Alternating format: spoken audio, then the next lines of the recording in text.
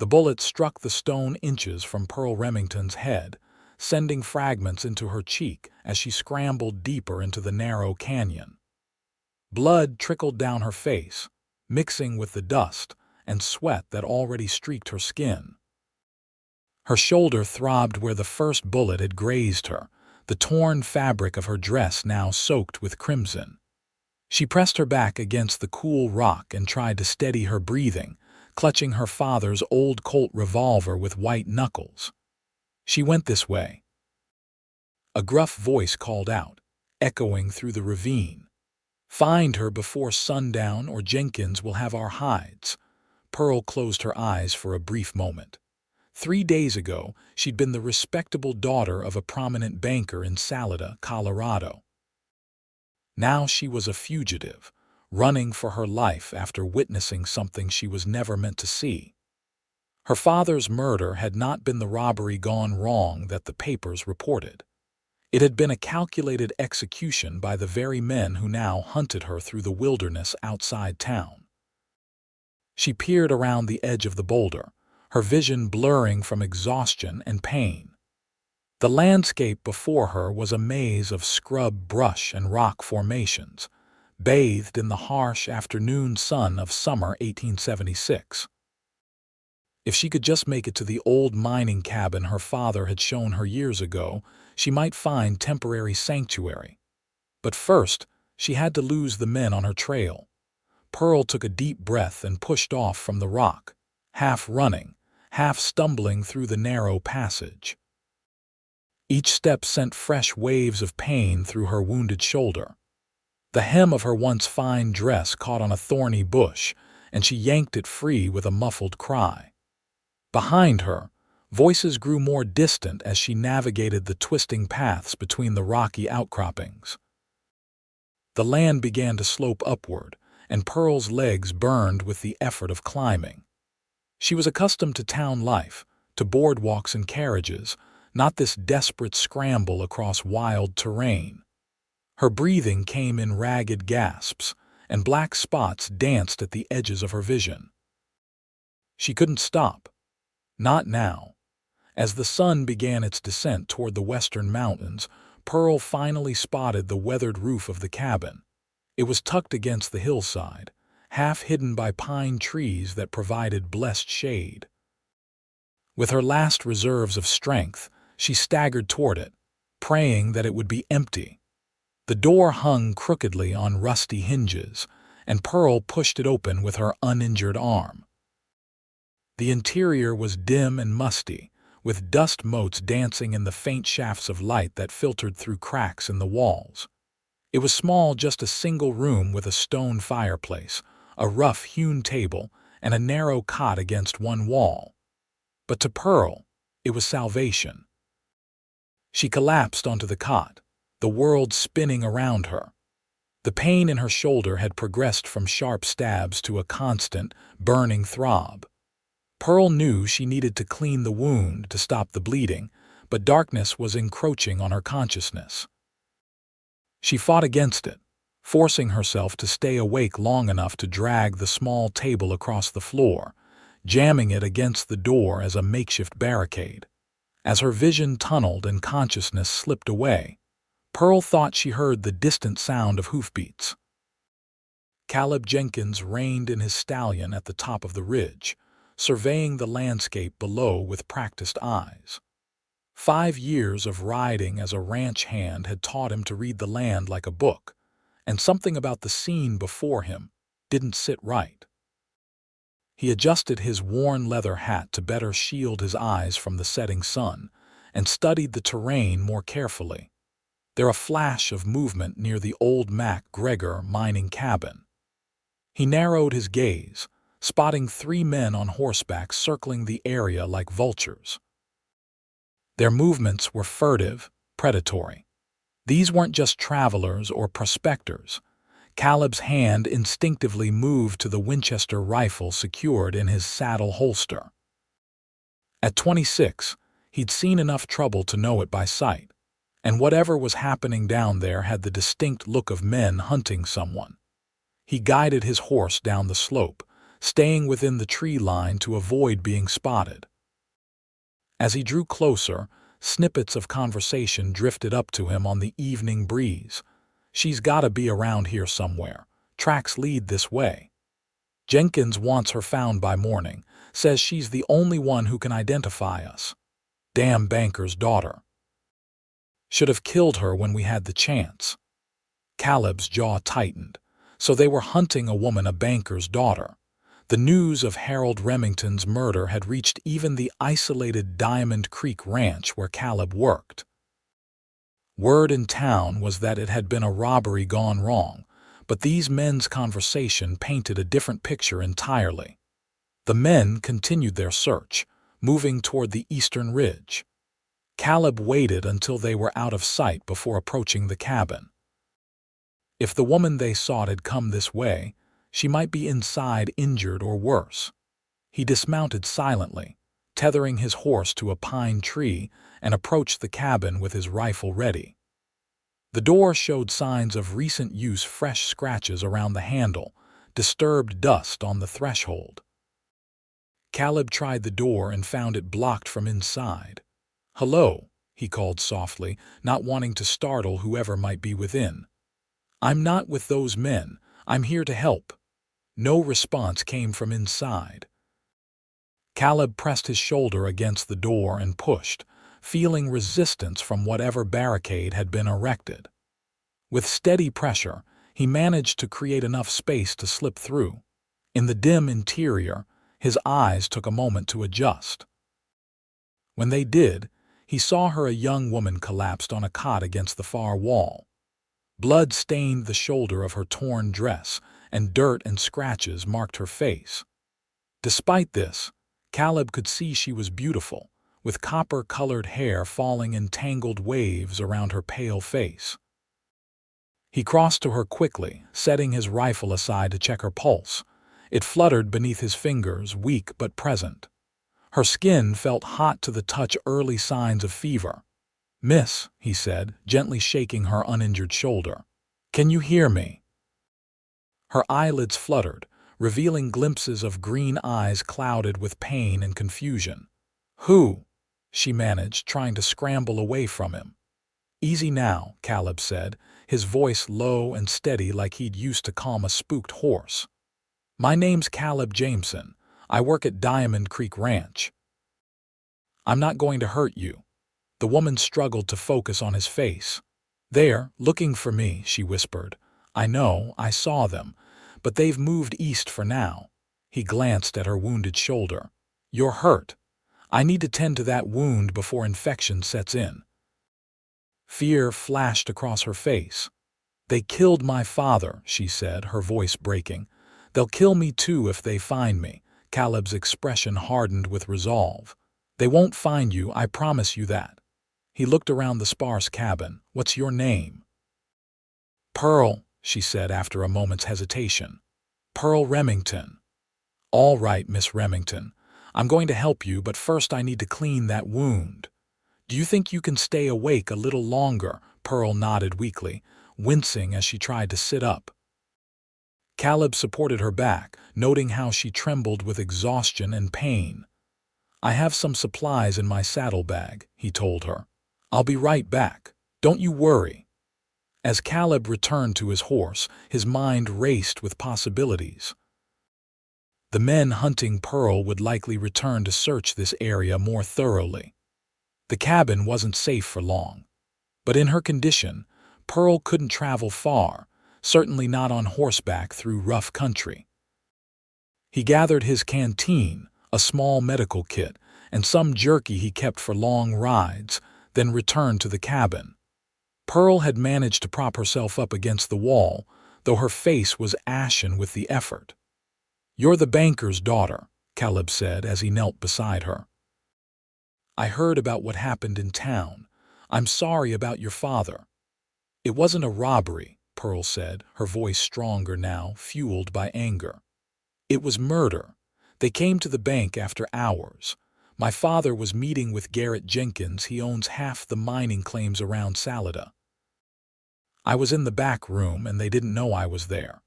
She paused, swallowing hard. Jenkins accused my father of looking too closely at his accounts of finding discrepancies. Then he ordered his men to make it look like a robbery. Caleb's hand stilled as he was pouring water onto a clean cloth. Jenkins, Garrett Jenkins. The name of the man the outlaws had mentioned. Pearl nodded, wincing as the movement jarred her injury. I ran. They saw me and shot at me, but I managed to escape through the alley. I've been hiding and running for 3 days now. Tears filled her eyes. No one in town would believe me over Jenkins. He's too powerful. I believe you, Caleb said firmly. Now I need to look at that wound. This might hurt. With gentle fingers, he pulled aside the torn fabric of her dress, revealing a deep graze across the top of her shoulder. The wound was angry and red, but thankfully, the bullet had only torn through flesh without hitting bone. He cleaned it carefully, apologizing each time Pearl gasped or tensed in pain. "You've lost blood, but I think you'll be all right," he told her when he'd finished bandaging the wound with strips torn from his spare shirt. "The fever's what worries me. You need rest and medicine." "I can't rest," Pearl said, though her eyelids were already growing heavy. "They'll come back." Caleb stood and moved to the cabin's single window, peering through a crack in the wooden shutters. The sun had set and dusk was settling over the landscape. "We'll stay here tonight," he decided. "You're in no condition to travel and they won't search well in the dark. Come first light, we'll move on." Pearl questioned, her voice small. Caleb turned back to her, his expression solemn. "I'm not leaving you to face those men alone, Miss Remington. I'll help you get somewhere safe, and then we'll figure out how to bring Jenkins to justice." Relief washed over Pearl's face, followed quickly by suspicion. "Why would you risk your life for someone you don't know?" Caleb was quiet for a moment, considering her question. "My pa taught me that a man's character is judged by what he does when no one's watching. I couldn't live with myself if I walked away knowing what might happen." He offered her a small smile. "Besides, I've never much cared for bullies, especially ones who hide behind money and influence." Pearl's eyes searched his face, finding only sincerity in his steady gaze. "Thank you," she whispered. "Try to get some sleep now," Caleb said, draping his jacket over her. "I'll keep watch." As Pearl drifted into an uneasy sleep, Caleb settled by the door with his Winchester across his lap. The night would be long, but his resolve was firm. Whatever came with the dawn, he would stand between this woman and those who sought to harm her. Outside, the Colorado wilderness fell silent except for the occasional hoot of an owl and the distant howl of a coyote. Caleb kept his eyes trained on the darkness, watching and waiting. Pearl awoke to the soft glow of dawn filtering through the cabin's cracks. For a disorienting moment, she couldn't remember where she was or why her body ached so terribly. Then the memories flooded back: her father's murder, the desperate flight, the wound, and the stranger who had come to her aid. She turned her head to find Caleb Jameson still seated by the door, his rifle ready. He looked tired but alert, his broad shoulders outlined against the growing light. He must have kept watch all night. "You're awake," he said, noticing her movement. "How do you feel?" Pearl took stock of her condition. Her shoulder throbbed dully, but the sharp, burning pain had subsided. Her head felt clearer, though weakness still permeated her limbs. "Better, I think."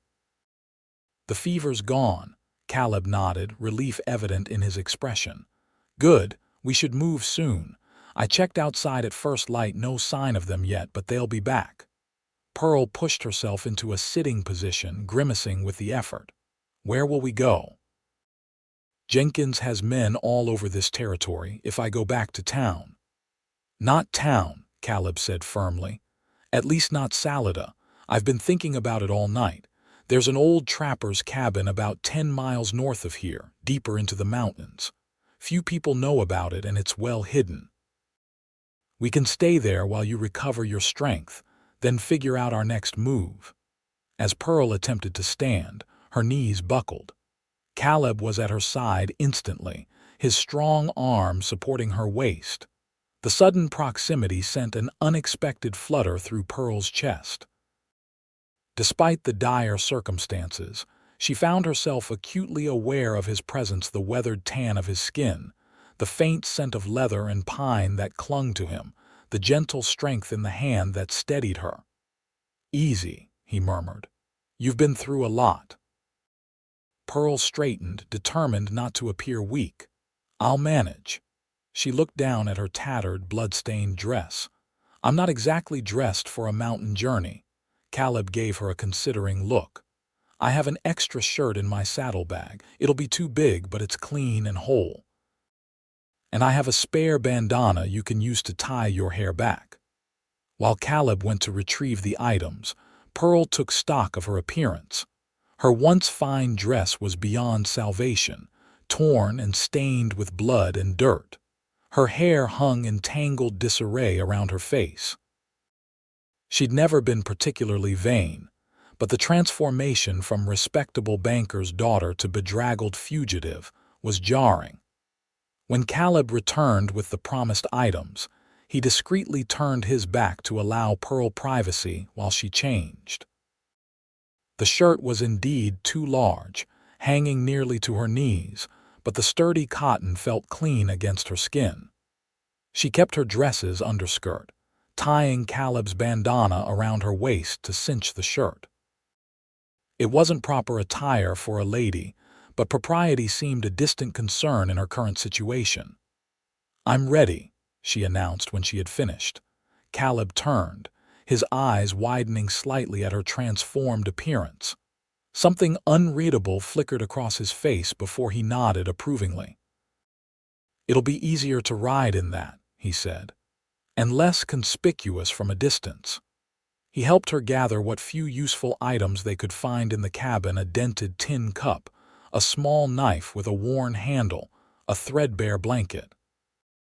Every movement was executed with quiet efficiency, as though he was accustomed to preparing for quick departures.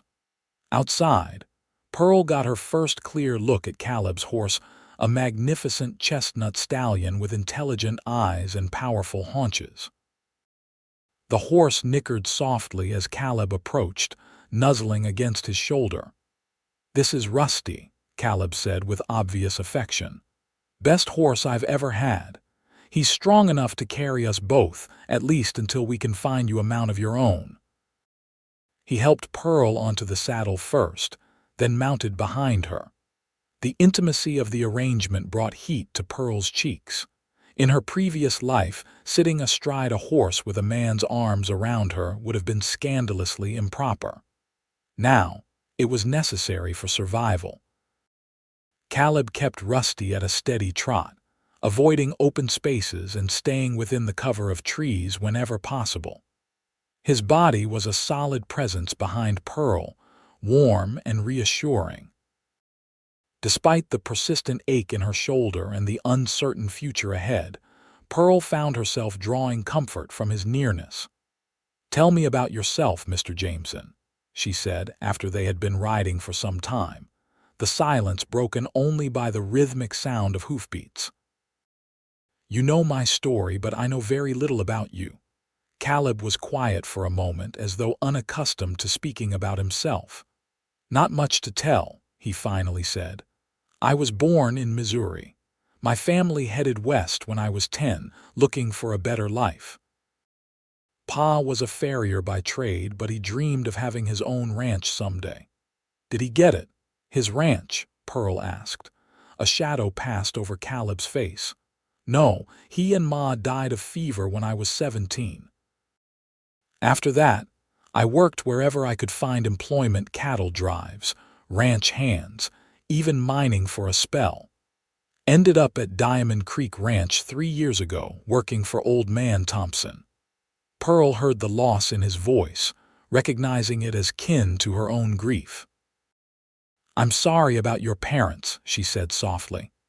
"It was a long time ago," Caleb replied, though his tone suggested the wound had never fully healed. What about you? Besides being a banker's daughter, who is Pearl Remington? Pearl considered the question. Who was she really? For 22 years, she had been defined primarily by her relationship to others. Harold Remington's daughter, a proper young lady of Salida society, the woman that ambitious young men courted because of her father's position. Now, with her father gone and her place in society likely forfeit, she would need to discover the answer anew. "I'm not entirely sure anymore," she admitted.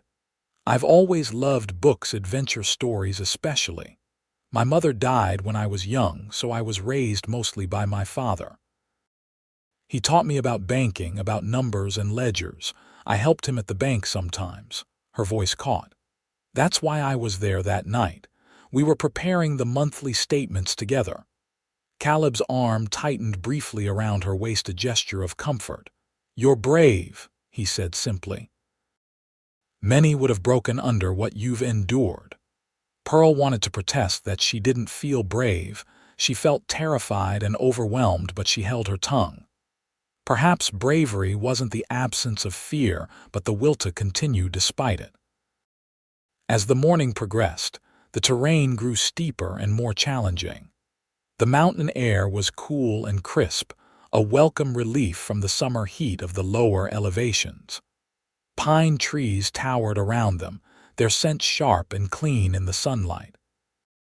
They stopped briefly at a small stream to rest and water. Rusty. Caleb helped Pearl dismount, his hands strong and steady at her waist. Her legs were stiff from riding, and she stumbled slightly as her feet touched the ground. "Careful," Caleb said, steadying her. Their eyes met, and for a moment, something unspoken passed between them, a current of awareness that transcended their precarious circumstances. Pearl was the first to look away, moving to the stream's edge to splash cool water on her face. The refreshing shock helped clear her mind, bringing her back to the reality of their situation. She was a witness on the run, and Caleb was risking his life to protect her. Whatever she might feel stirring in her heart was a complication neither of them needed.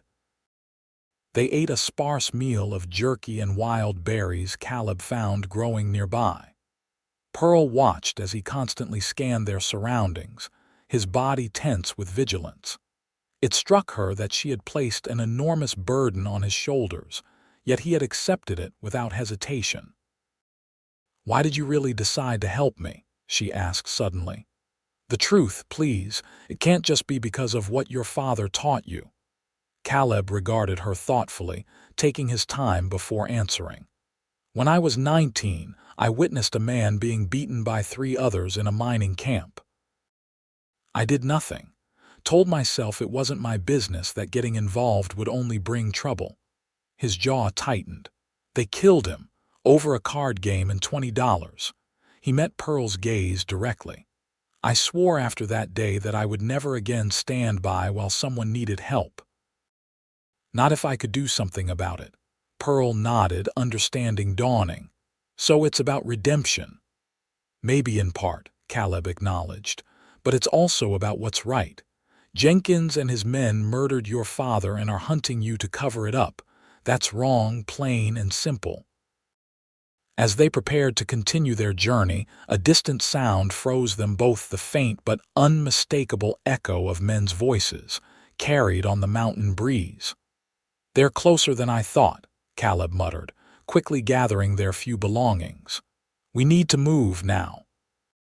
He helped Pearl back onto Rusty, then mounted behind her with fluid grace born of years in the saddle. With a gentle click of his tongue, he urged the horse forward, setting a faster pace than before. The voices behind them grew no louder, but Pearl couldn't shake the feeling that danger was closing in, step by inexorable step. She leaned back slightly against Caleb's chest, drawing strength from his unwavering presence as they rode deeper into the wilderness, away from all she had known and toward an uncertain future. The terrain grew increasingly rugged as they climbed higher into the mountains. Massive pine trees crowded the narrow trail, their branches casting dappled shadows across the forest floor. Rusty navigated the challenging path with sure-footed confidence, but even the strong stallion began to show signs of fatigue after hours of bearing their double weight up steep inclines. Pearl's shoulder throbbed with renewed intensity, each of Rusty's steps sending jolts of pain through her wound. She bit her lip to keep from crying out, not wanting to slow their progress or add to Caleb's concerns, but her resolve could only mask her suffering for so long. "You're trembling," Caleb said, his voice close to her ear. "We need to rest." "No," Pearl protested weakly. "They could still be following." "You'll be no good to either of us if you pass out and fall from this horse," Caleb replied firmly. "There's a sheltered clearing ahead where we can stop briefly." True to his word, the trail soon opened to a small clearing nestled against a rocky outcropping. A natural overhang provided shelter, and dense vegetation on three sides offered concealment. Caleb dismounted first, then reached up to help Pearl down. As her feet touched the ground, her legs buckled beneath her. Caleb caught her before she fell, lifting her effortlessly in his arms. The sudden closeness made Pearl's breath catch. She was acutely aware of his heartbeat against her side, the strength in the arms that held her so carefully. "I'm sorry," she murmured, embarrassed by her weakness. "Don't apologize for being human, Miss Remington," Caleb said, carrying her to the sheltered area beneath the rock overhang. He set her down gently on a soft patch of pine needles. "You've endured more in the past few days than most people face in a lifetime."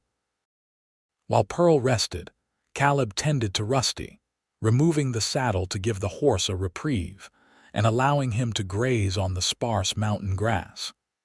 He moved with quiet efficiency, always keeping Pearl within his sight and frequently scanning the surrounding forest for any sign of pursuit. "How much further to the trapper's cabin?" Pearl asked when he returned to her side. "Another few hours' ride," Caleb replied, kneeling to check her bandage. His fingers were gentle as they probed the edges of the wound. "The bleeding stopped, which is good, but you're running another fever." He reached for his canteen, helping Pearl drink. The water was cool and sweet, and she hadn't realized how parched she'd become until the first drop touched her lips. "Who owns this cabin we're headed to?" she asked after she'd drunk her fill. "An old trapper named Hank McKinney. He saved my life once when I got caught in a blizzard up here. Taught me mountain survival before he moved on to Oregon Territory 2 years ago." Caleb smiled slightly at the memory. "Said I was welcome to use the cabin whenever I needed." "I don't think this is what he had in mind, but I reckon he'd approve." The brief rest revived Pearl somewhat, and though pain still radiated from her wound, she felt steadier when they resumed their journey. The day wore on, the sun arcing across the clear blue Colorado sky. They encountered no one, which Pearl found both relieving and eerie. The vastness of the wilderness around them was a sharp contrast to the bustle of Salida, where she'd spent most of her life. "What will we do once we reach the cabin?" she asked, breaking a long silence. Caleb considered the question before responding. "First, get you properly healed, then we need evidence against Jenkins. Your word alone won't be enough, not against a man with his influence." "The ledgers," Pearl said suddenly, remembering. "That's what they argued about." Father had found discrepancies in the mining company accounts. He kept separate notes in a red journal he always carried in his breast pocket. Would Jenkins have taken it? Pearl frowned, thinking back to that terrible night. "I don't think so. When I ran, they were. They were still standing over my father. The journal could still be at the bank or at our house." Caleb nodded thoughtfully. "That's something, at least. A direction to move in once you're stronger." The sun was beginning its descent toward the western peaks when Caleb finally pointed ahead. "There it is." Pearl followed his gesture and saw a small cabin nestled among a stand of tall pines. It was larger than the mining cabin where he'd found her, with a stone chimney and a small covered porch. It looked solid and well-maintained despite its obvious age. "It's not much," Caleb said, a hint of apology in his voice. "But it's sturdy, and McKinney built it to weather the harshest mountain winters. More importantly, it's virtually invisible from below. You can stand in the valley and look right at this hillside without spotting it." As they approached, Pearl noted other details: a small corral beside the cabin, a stack of firewood neatly covered to protect it from the elements, a narrow stream running nearby. It was a place built for self-sufficiency, far from the reach of civilization and its complications. Caleb dismounted first, scanning the area thoroughly before helping Pearl down. He kept a steadying hand at her elbow as they walked the short distance to the cabin door. A key hung from a nail hidden beneath the eave, and Caleb used it to unlock the door. "McKinney believed in being prepared for visitors," he explained, ushering Pearl inside. The cabin's interior was simple but comfortable: a main room with a stone fireplace, a rough-hewn table with 2 chairs, shelves stocked with basic supplies, and 2 doorways leading to smaller rooms. Everything was covered in a fine layer of dust, but otherwise, the cabin looked ready for habitation. "You take the bedroom on the right," Caleb said, setting down his saddlebag. "I'll use McKinney's old bunk in the other room." Pearl nodded gratefully, suddenly overwhelmed by exhaustion. The past days caught up with her all at once, and she swayed on her feet. Caleb was at her side immediately. "Let's get you settled first. Everything else can wait." The small bedroom contained a narrow bed with a straw mattress, a chest for storage, and a window overlooking the forest. Caleb helped Pearl to the bed, his touch impersonal yet somehow still comforting. "I'll get a fire going and heat some water," he said. "There should be dried meat and beans in the storage cellar. Not exactly fine dining, but it'll keep our strength up." Pearl caught his hand as he turned to leave. "Thank you," she said, her voice thick with emotion. "I don't know what would have happened if you hadn't found me." Caleb's expression softened, and for a moment the guarded look in his eyes gave way to something warmer. "Try to rest," he said quietly. "You're safe here." As he left the room, Pearl sank back onto the mattress, allowing her body to relax for the first time in days. The cabin's sturdy walls and Caleb's reassuring presence combined to create a sense of security she had thought forever lost after witnessing her father's murder. Outside the small window, the sun cast long shadows through the pines. Pearl watched the play of light until her eyelids grew heavy and sleep claimed her, carrying her away from pain and fear into blessed darkness. When Pearl awoke, the cabin was dark except for the warm glow of firelight seeping under her door. For a disorienting moment, she thought she was back in her bedroom in Salida, that the past days had been nothing but a terrible nightmare. Then the pain in her shoulder reasserted itself, and reality came flooding back. She sat up slowly, testing her strength. Her head felt clearer, though her body still ached from the long ride and her wound. Caleb had removed her boots and covered her with a quilt while she slept. The small act of kindness brought unexpected tears to her eyes. Pearl blinked them away and rose from the bed, finding her balance before moving to the door. When she opened it, the main room lay before her, illuminated by a crackling fire in the stone hearth. Caleb sat at the table, cleaning his Winchester rifle with methodical care. He looked up at her approach, his expression shifting from concentration to concern. "You should be resting," he said, setting aside the cleaning cloth. "I've slept enough," Pearl replied, though in truth she felt as though she could sleep for days. "What time is it?" "Just past midnight. You've been asleep since we arrived this afternoon." He gestured to a pot hanging near the fire. "There's stew if you're hungry, nothing fancy, but it's hot." Pearl's stomach growled at the mention of food, reminding her that she'd eaten little in the past days. Stew sounds wonderful. Caleb rose and dished a generous portion into a bowl, then pulled out a chair for her at the table. As Pearl sat and began to eat, she realized just how ravenous she was. The stew was simple beans, dried meat, and a few wild onions, but it tasted better than any fine dining she'd experienced in Salada. "This is good," she said between bites. "Where did you learn to cook?" A hint of a smile touched Caleb's lips. When you live mostly on cattle drives and in bunkhouses, you either learn to cook or you eat poorly. I chose the former. Pearl studied him as she ate, seeing him properly for the first time since he'd found her. In the firelight, his features were striking: strong jaw covered in several days' worth of stubble, straight nose, eyes that seemed to shift between blue and gray depending on the light. He was handsome in a rugged, unpolished way that bore little resemblance to the carefully groomed young men who had courted her in Salada.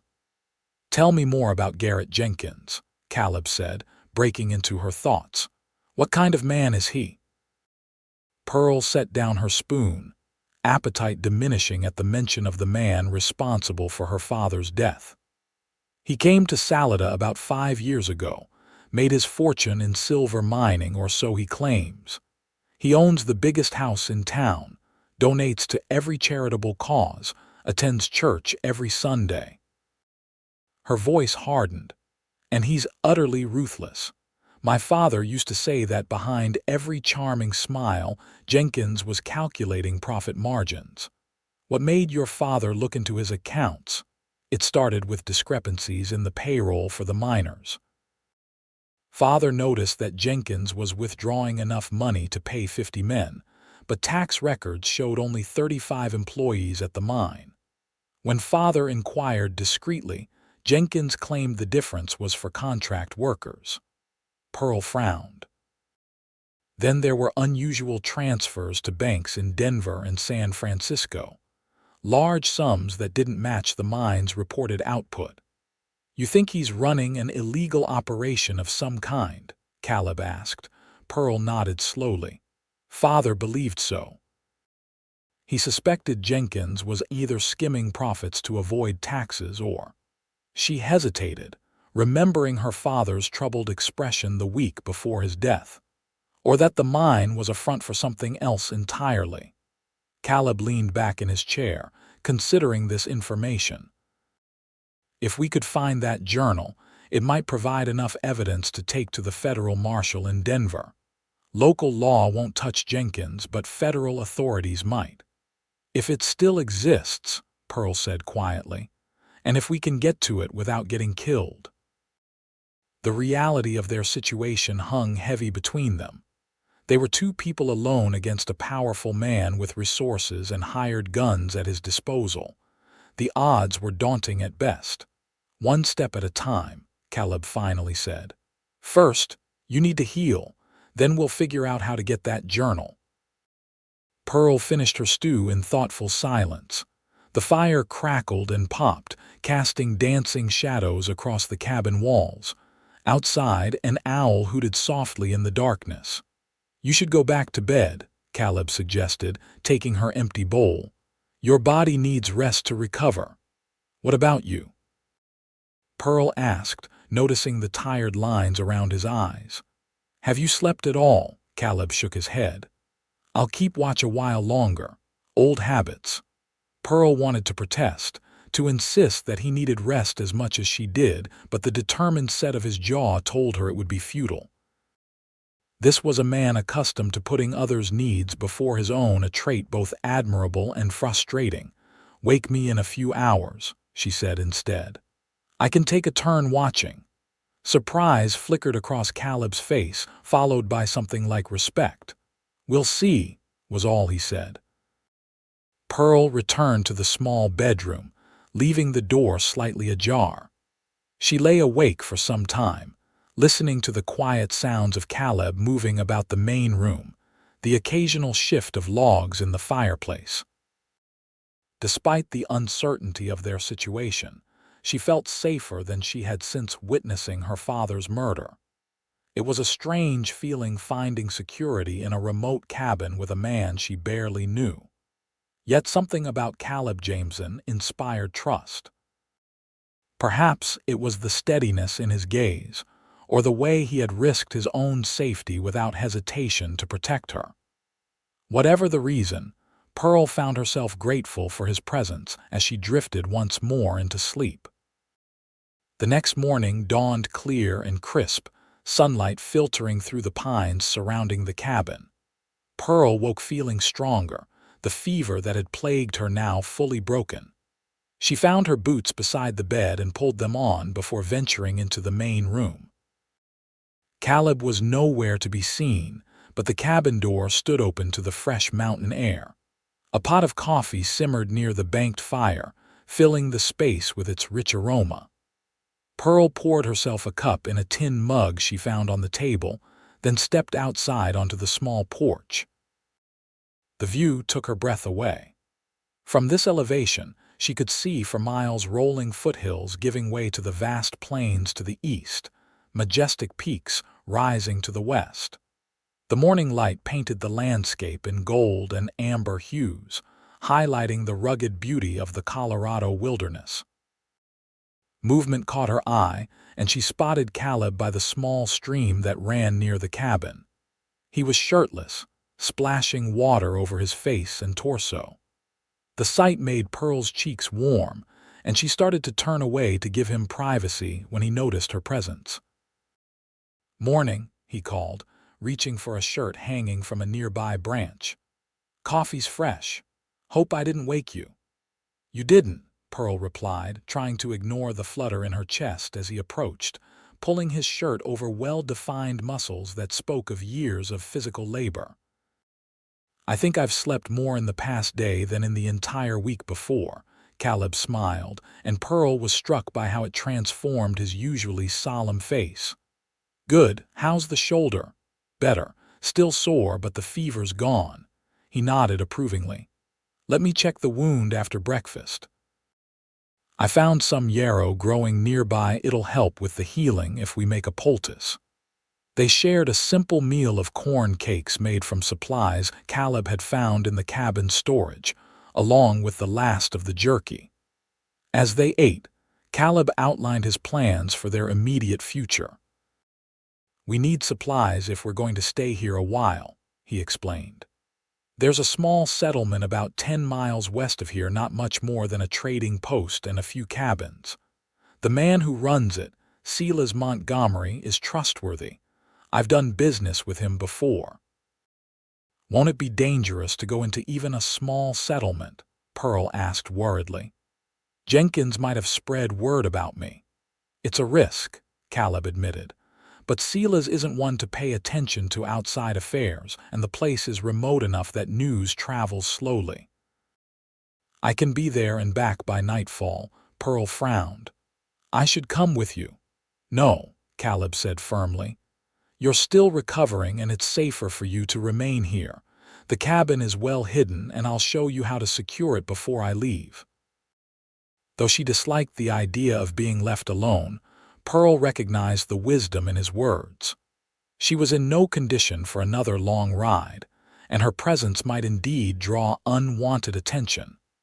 After breakfast, Caleb checked her wound, his touch clinical yet gentle as he removed the old bandage.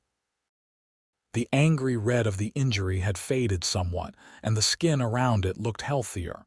"It's healing well," he pronounced. "The bullet only grazed you, thankfully.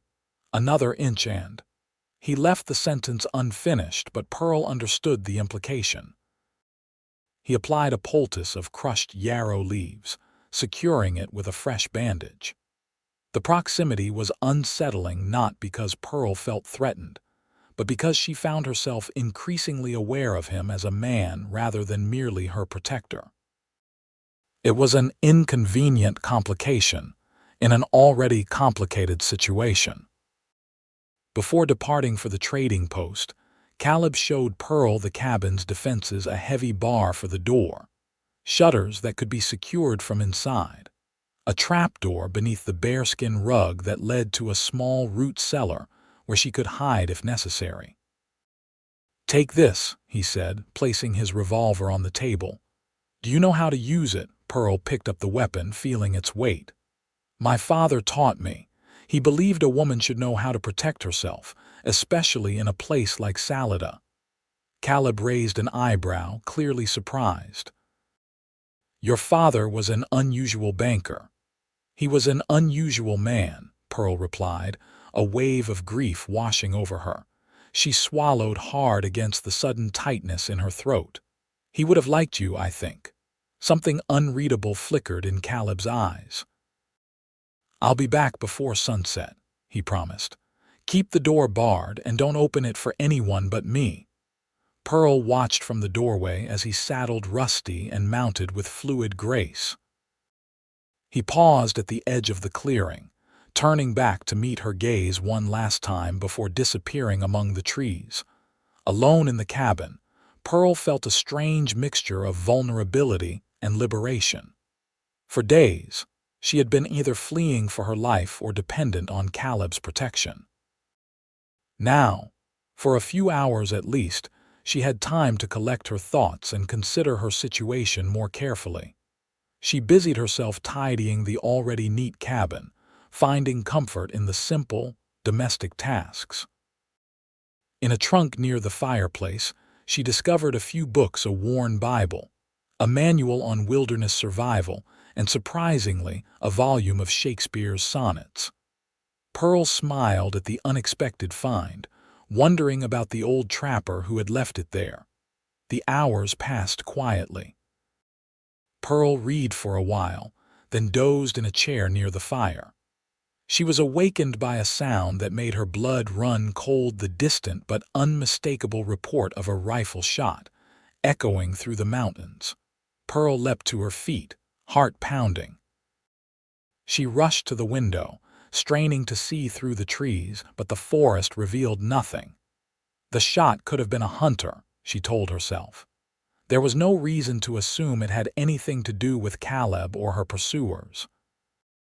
But as the shadows lengthened and the sun began its descent toward the western peaks with no sign of Caleb's return, fear took root and grew.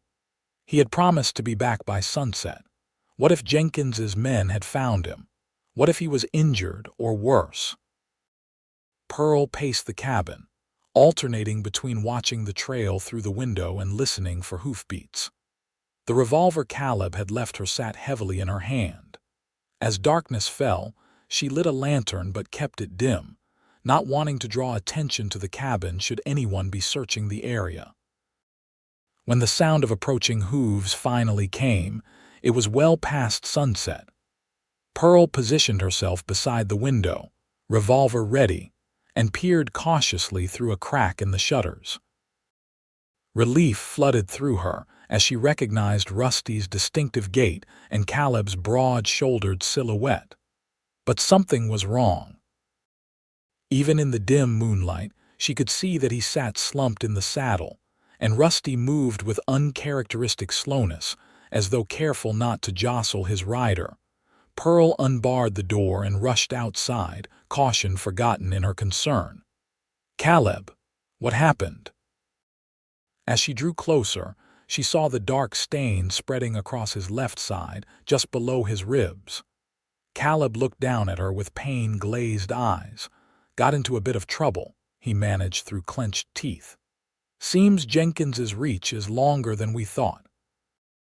Pearl helped him dismount, supporting his weight as best she could despite the painful protest from her injured shoulder. Blood soaked his shirt, warm and sticky against her hand. "Inside," she urged, guiding him toward the cabin. "Can you make it?" Caleb nodded grimly, leaning heavily on her as they crossed the short distance to the door. Once inside, Pearl helped him to a chair near the fire, then hurried to secure the door and retrieve the medical supplies. "What happened?" she asked as she carefully helped him remove his bloodied shirt. Caleb winced as the fabric pulled away from the wound. "Was nearly finished at the trading post when 3 men rode in. Didn't recognize them at first, but they knew me. He paused, drawing a painful breath. Asked if I'd seen a woman matching your description. Said there was a reward for information. Pearl's hand stilled as she cleaned the wound. They're looking for me this far out. Jenkins must have put the word out across the territory, Caleb confirmed. I denied seeing anyone, finished my business, and left. They followed. His jaw tightened. Ambushed me about 5 miles east of here. I managed to lose them in the higher passes, but not before one of them got off a lucky shot. The wound was a deep furrow along his ribs where a bullet had grazed him, similar to Pearl's own injury, but more severe. It was bleeding freely, though the bullet hadn't lodged in his flesh. I need to stop the bleeding, Pearl said, fighting to keep her voice steady.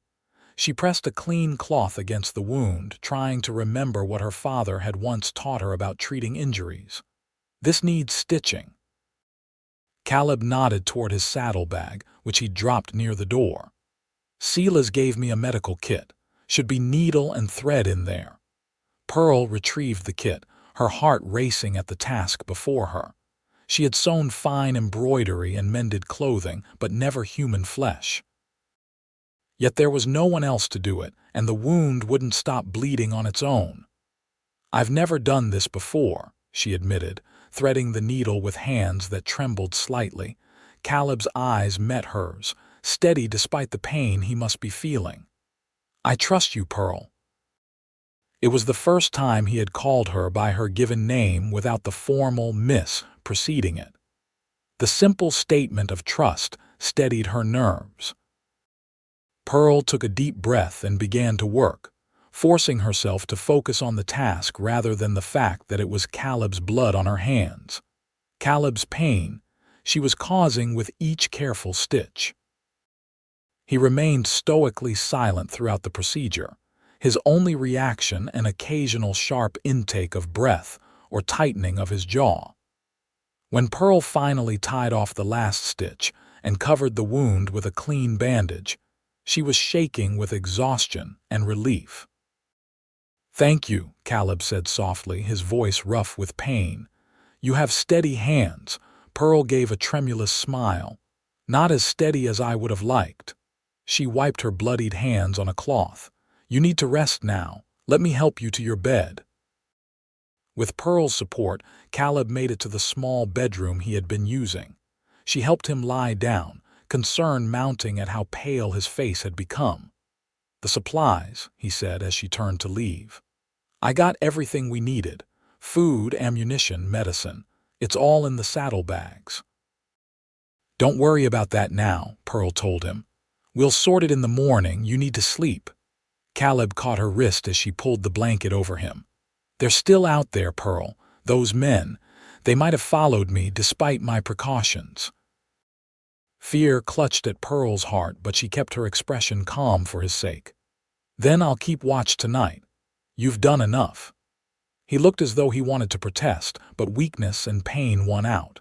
His eyes drifted shut, his breathing gradually evening out as sleep claimed him. Pearl returned to the main room, securing the cabin before taking up position near the window with Caleb's revolver close at hand. Outside, the forest was silent except for the occasional hoot of an owl or rustle of wind through the pines. As she kept her vigil, Pearl reflected on how dramatically her life had changed in less than a week. The sheltered existence she had known in Salida seemed a lifetime away. That Pearl Remington, the banker's proper daughter who attended socials and church functions, would scarcely recognize the woman who now sat guard with a revolver, who had stitched a man's wounds and fled across the wilderness with him. Most surprising of all was the realization that despite the danger and hardship, Pearl felt more alive than she ever had before. Every sensation seemed heightened: the crisp mountain air, the vivid colors of the forest, the comforting crackle of the fire. Even the fear had a certain clarifying effect, stripping away pretense and revealing what truly mattered. And somewhere amid the chaos and fear, Something else had taken root, something she was not yet ready to examine too closely. But as the night deepened around the small cabin, Pearl found her thoughts returning again and again to the man sleeping in the next room, and the strange twist of fate that had brought them together. The next 3 days passed in a tense but peaceful rhythm. Pearl tended Caleb's wound, which showed no signs of infection thanks to her careful stitching and the medicinal herbs he had obtained from the trading post. Though still weak from blood loss, he insisted on taking his turn at watch during the night, allowing Pearl to rest. They spoke little during those days, each lost in their own thoughts about the precarious situation they shared. Yet a companionable silence grew between them, the quiet understanding of two people who had faced danger together and found trust in unlikely circumstances. On the 4th morning, Pearl woke to find Caleb already up, moving about the cabin with greater strength than he had shown since his injury. He had prepared a breakfast of flapjacks and coffee, using supplies from his successful but costly trip to the trading post. "You're looking better," Pearl observed as she joined him at the table. Caleb nodded, pouring coffee for them both. "Feeling it too. Your nursing skills are impressive, Miss Remington." The return to formality caught Pearl's attention. Something had shifted in his demeanor, a certain resolution that hadn't been there before. "What is it?" she asked directly. "Something's on your mind." Caleb met her gaze evenly. "We need to make a decision. Those men at the trading post know I'm in the area. If they connect me to you, it won't take long for them to start searching these mountains more thoroughly." "You think we should leave?" Pearl said, understanding immediately. "I think we need a plan beyond hiding," Caleb corrected. "Jenkins won't stop looking for you. Not as long as you're the only witness to your father's murder." Pearl's appetite vanished. She pushed her plate away, considering their limited options. "The journal is our only hope of proving what Jenkins did. Without it, it's just my word against his." "Then we need to get that journal," Caleb said simply, as though suggesting nothing more dangerous than a trip to town for supplies. "You can't be serious," Pearl protested. "Going back to Salida would be suicide. Jenkins practically owns the town." "Not Salida," Caleb agreed. "But your father's journal has to be somewhere, either at the bank or your home, if we could get someone trustworthy to look for it." Pearl frowned, thinking of the people she had known in Salida. Who among them could she trust with such a dangerous task? Most of her friends were the daughters of merchants or ranchers who did business with Jenkins. The bank employees were loyal to her father, but would they risk their livelihoods or their lives to help her now? Then a name came to her. "Margaret Wilson," she said. "She was our housekeeper for 15 years, more like family than a servant. If anyone would help us, it would be her." Caleb considered this. "Could you get a message to her without alerting Jenkins or his men?" "Perhaps. She has a sister who lives in Denver." "I could send a letter addressed to the sister but meant for Margaret." Pearl's mind raced with possibilities. "Margaret knows every inch of our house. If the journal is there, she could find it." "It's risky," Caleb cautioned, "if the letter were intercepted." "I could write it in a way that only Margaret would understand," Pearl insisted. "Father and I used to play a game with coded messages when I was young. Margaret was often part of it." Caleb studied her for a long moment, seeming to weigh her determination against the danger of the plan. Finally, he nodded. "All right, write your letter. I'll find a way to get it to Denver without it being traced back to us." Relief washed through Pearl. It wasn't much of a plan, but it was action, a step toward justice for her father rather than endless hiding. "Thank you," she said quietly. Caleb's expression softened. "Don't thank me yet. We're a long way from proving anything against Jenkins." They spent the morning drafting the letter. Pearl chose her words carefully, embedding instructions for Margaret within seemingly innocent inquiries about family matters and town gossip. The final result appeared to be nothing more than a letter from a niece to her aunt in Denver, mentioning that she was staying with friends in Colorado Springs for her health. "Now we need to get this to Denver," Caleb said, examining the sealed envelope. "I can't risk the trading post again so soon.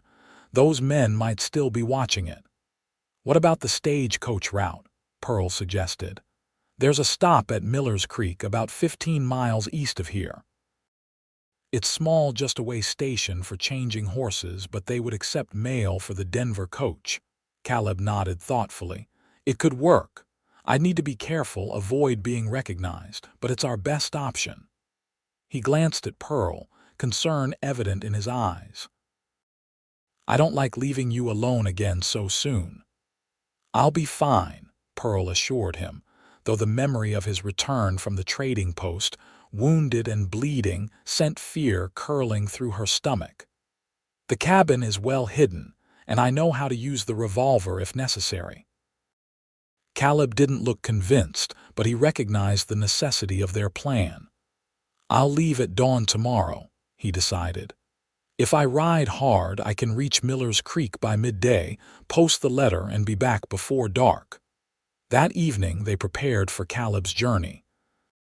Pearl packed a small bundle of food while Caleb cleaned and checked his weapons.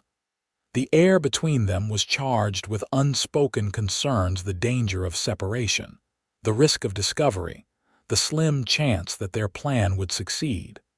As Pearl handed Caleb the packed food, their fingers brushed. She looked up, meeting his gaze, and found in it something that made her breath catch a warmth that went beyond the camaraderie of shared danger. "Be careful tomorrow," she said softly. "I will," he promised. Then, after a moment's hesitation, he added, "Pearl, if anything happens to me, don't," she interrupted, unwilling to hear the contingency plans he was about to outline. "You'll be back by sunset. We'll proceed from there." Caleb studied her face, seeming to draw strength from her certainty. "All right then, by sunset." That night, as Pearl lay in her small bedroom listening to the quiet sounds of Caleb moving about the main room, she acknowledged the truth she had been avoiding. Somewhere amid the fear and flight, the shared danger and quiet moments of safety, she had begun to care for Caleb Jameson as more than just her protector. The realization was both frightening and exhilarating, but what future could possibly exist for them? Even if they succeeded in exposing Jenkins, Pearl's life in Salida was destroyed. And Caleb, a ranch hand with no fixed home and few possessions, what could he offer beyond the protection he had already provided? Pearl pushed these thoughts aside. Tomorrow would bring enough challenges without borrowing more from an uncertain future. For now, it was enough that they had each other's trust and a fragile plan that might lead to justice.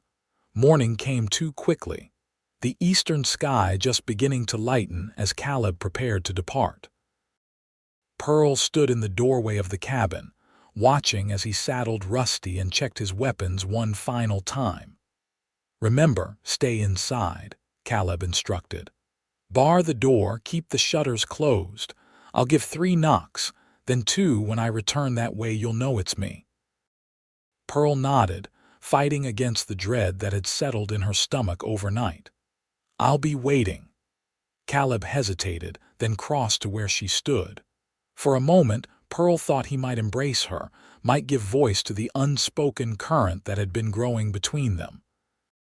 Instead, he simply touched her cheek briefly, his calloused fingers gentle against her skin.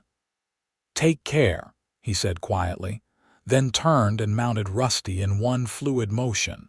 Pearl watched until horse and rider disappeared among the trees, then slowly closed and barred the cabin door. The space seemed suddenly larger and emptier without Caleb's presence.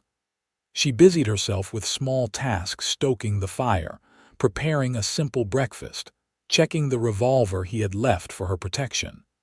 As the sun climbed higher, Pearl tried to imagine Caleb's progress. By now, he would be well on his way to Miller's Creek, perhaps navigating the steeper passes that led down toward the stage-coach route. She pictured him alert in the saddle, watchful for any sign of danger, his lean frame silhouetted against the vast Colorado sky. The hours crawled by. Pearl read from the Book of Sonnets to pass the time, finding unexpected comfort in the familiar rhythms of Shakespeare's poetry. Occasionally, she moved to the window, peering through a crack in the shutters to scan the surrounding forest. Midday came and went. If all had gone according to plan, Caleb would have reached Miller's Creek by now, would have posted the letter and begun the journey back. Pearl prepared a stew with some of their supplies, ensuring a hot meal would be waiting upon his return. As afternoon waned toward evening, her anxiety mounted. The sun was sinking toward the western peaks, painting the sky in deepening shades of gold and crimson. Caleb had promised to return by sunset, but there was still no sign of him. Pearl paced the cabin, alternating between the window and the door, straining to hear the sound of approaching hoofbeats. The shadows lengthened, and still he did not come. Night fell fully, the forest outside growing dark and still. Pearl kept the fire burning, its light a beacon should Caleb be making his way back in the darkness. She tried to rationalize the delay. Perhaps the stagecoach had been late, or he had needed to take a longer route to avoid being followed. There could be a dozen innocent explanations for his absence. Yet as the hours passed, darker possibilities intruded. What if Jenkins's men had found him? What if he lay injured or dead somewhere between Miller's Creek and the cabin by midnight? Pearl had worn a path in the cabin floor with her pacing. Sleep was impossible, her mind conjuring increasingly terrible scenarios with each passing hour. She kept the revolver close, jumping at every nocturnal sound from the forest, the hoot of an owl, the rustle of wind through the pines, the distant howl of a wolf. Dawn broke with still no sign of Caleb. Pearl stood at the window, watching as the forest emerged from darkness into the gray light of early morning. Her eyes burned from lack of sleep, and her heart felt leaden in her chest. The sound, when it finally came, was so faint that Pearl thought she might have imagined it the distant but unmistakable rhythm of hoofbeats approaching from the east. She rushed to the door, revolver in hand, listening intently. Yes, there it was again, closer now. But something about the cadence was wrong. It wasn't the steady gait of a single horse that she had come to associate with Rusty. This was the sound of multiple mounts moving at an unhurried pace. Cold fear washed through Pearl as she realized the implications. Not Caleb returning, but riders searching the area, perhaps the very men who had ambushed him at the trading post, now following his trail to the cabin. Moving quickly but quietly, Pearl gathered essential supplies, the revolver and ammunition, a canteen of water, the small knife Caleb had left on the table, a bundle of jerky. She stuffed these into a small pack, then moved to the bearskin rug covering the trapdoor to the root cellar. The riders were close now, their voices carrying through the morning air though the words were indistinct. Pearl lifted the rug and pulled open the trapdoor, revealing a dark space below. She had just lowered herself into the cellar and pulled the trapdoor closed above her when she heard the unmistakable sound of horses entering the clearing outside the cabin. In the dim light filtering through the cracks of the floorboards, Pearl could make out the root cellar's contents: shelves of preserved foods, sacks of root vegetables, barrels that likely contained flour or grain. She pressed herself into the darkest corner, revolver clutched in hands that trembled despite her efforts to remain calm. Above, she heard the creak of footsteps on the cabin's porch, followed by a heavy pounding on the door. "Hello, the cabin," a gruff voice called. "Open up." Pearl held her breath. heart hammering so loudly she feared it might be heard through the floorboards. When no answer came from within the cabin, there was a murmured conversation, then the sound of the door being forced open. Boots thumped across the floor above her head. "Someone's been here recently," a different voice observed. "Fire's still warm." "Check the bedrooms," the first voice commanded. "Johnson, look outside, see if there are tracks leading away from here." Pearl could hear them moving through the cabin, opening doors, rummaging through the few possessions she and Caleb had left visible. A moment of panic seized her when footsteps paused directly above the trapdoor, but they moved on without discovering her hiding place. "Nothing here, Roy," a third voice reported, "but someone's definitely been staying here. 2 people, by the looks of it. Both bedrooms were used." "Has to be Jameson and that Remington woman," the one called Roy said. "Question is, where are they now? Found something?" Called a voice from outside.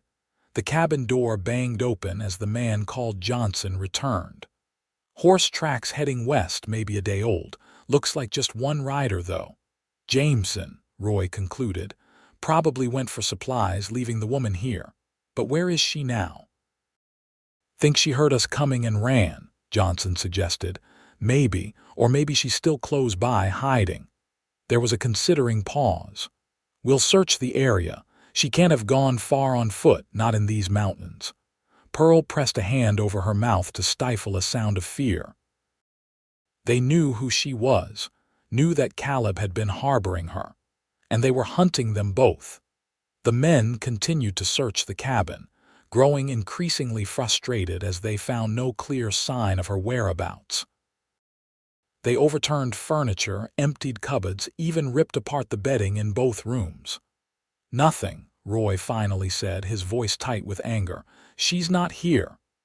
"What now?" Johnson asked. "We wait," came the decisive response. "Jameson will be back eventually. When he returns, we'll have them both." Pearl's blood ran cold at these words. They were setting a trap for Caleb. If he returned to the cabin, unaware of the danger, he would ride straight into an ambush. The men settled in to wait, their occasional conversation drifting down to Pearl's hiding place. From their words, she gleaned that they were indeed Jenkins's men, sent to silence the only witness to Harold Remington's murder. They had been tracking Caleb since the confrontation at the trading post, losing his trail temporarily, but picking it up again near Miller's Creek. "Jenkins is offering an extra $500 for the woman," Roy commented at one point. "Says it's important she doesn't talk to anyone about what she thinks she saw." "What about Jameson?" Johnson asked. "Him too? Can't have him spreading stories about Jenkins. Bad for business." Pearl leaned her head against the earthen wall of the cellar, despair threatening to overwhelm her. These men intended to kill both her and Caleb on Jenkins's orders, and unless she found a way to warn him, Caleb would walk into their trap unaware. But how could she possibly get past 3 armed men and escape into the wilderness? Even if she managed it, how would she find Caleb in the vast expanse of the Colorado mountains? As the day wore on, Pearl remained hidden in the root cellar, scarcely daring to move for fear of making a sound that might alert the men above. Her limbs grew cramped and stiff, but terror kept her motionless. The only advantage she had was that they didn't know about the cellar, didn't know she was directly beneath their feet. Through cracks in the floorboards, Pearl could see shifting patterns of light as the sun traversed the sky. The men grew restless as hours passed with no sign of Caleb's return. They took turns patrolling outside, always leaving at least one man in the cabin. "He should have been back by now," Johnson said as afternoon deepened toward evening. "Maybe he's not coming back." "He'll come," Roy insisted. "His things are still here, and he won't leave the woman." The certainty in Roy's voice struck Pearl with a sudden, painful insight. He was right. Caleb would come back for her, walking straight into danger because he wouldn't abandon her. The knowledge was both comforting and devastating.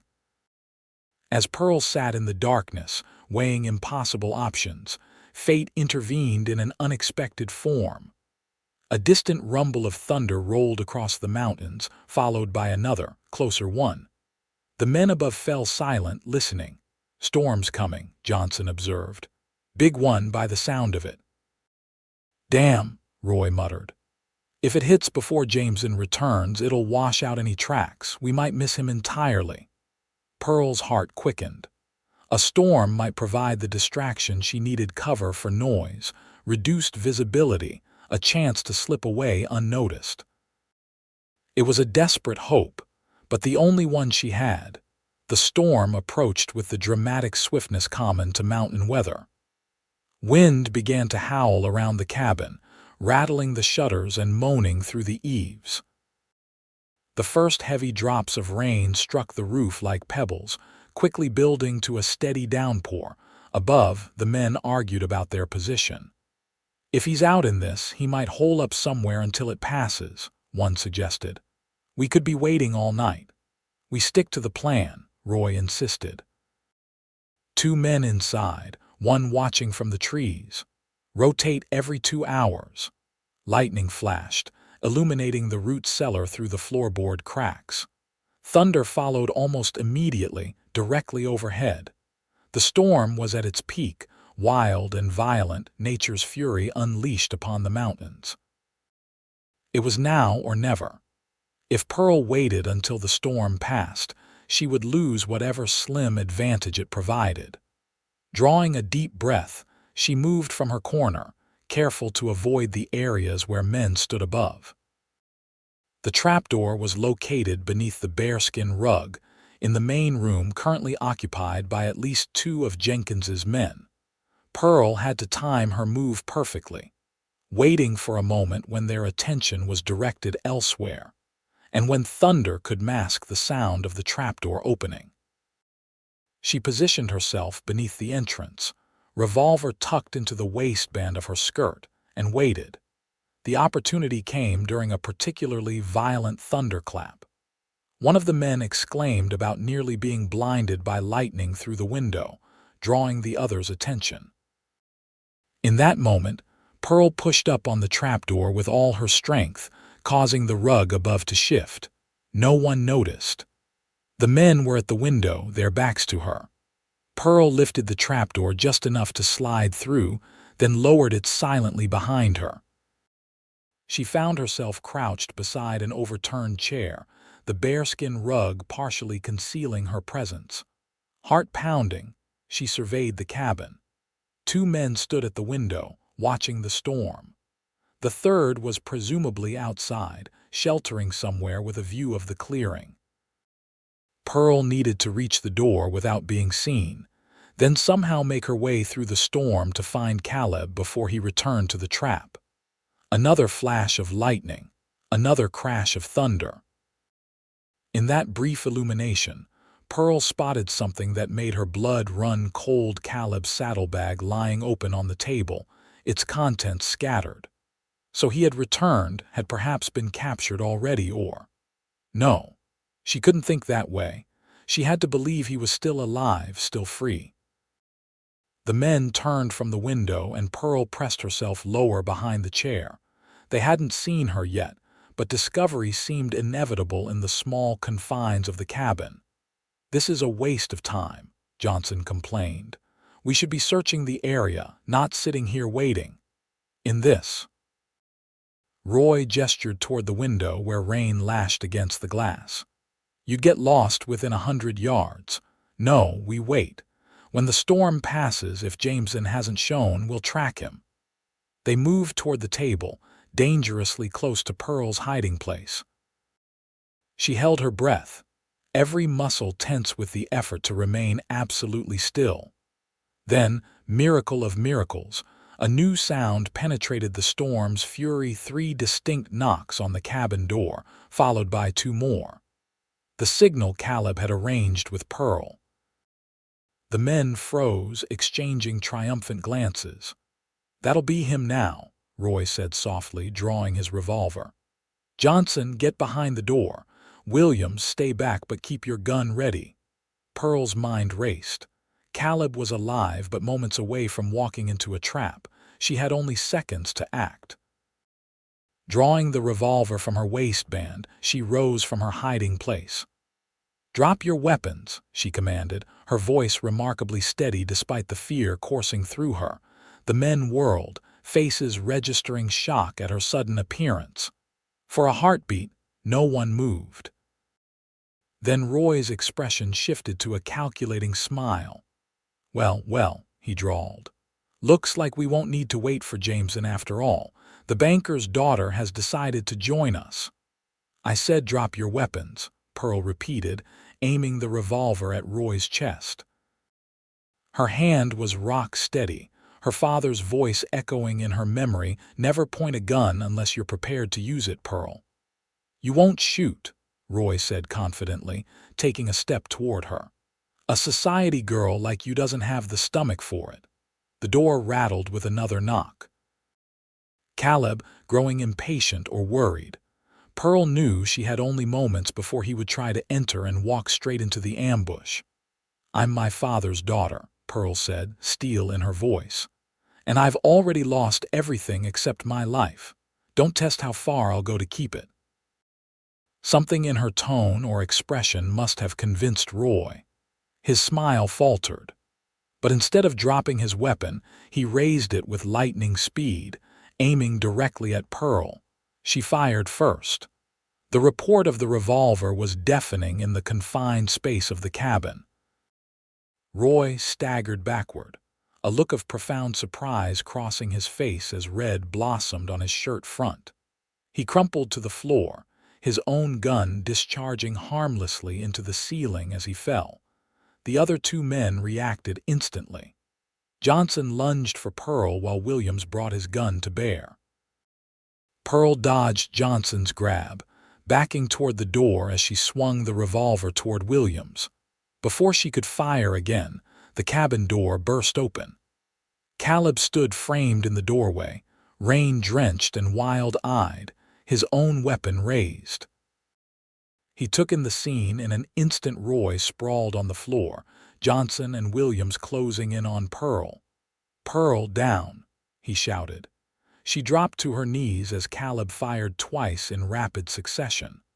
Johnson fell with a cry of pain, clutching his shoulder.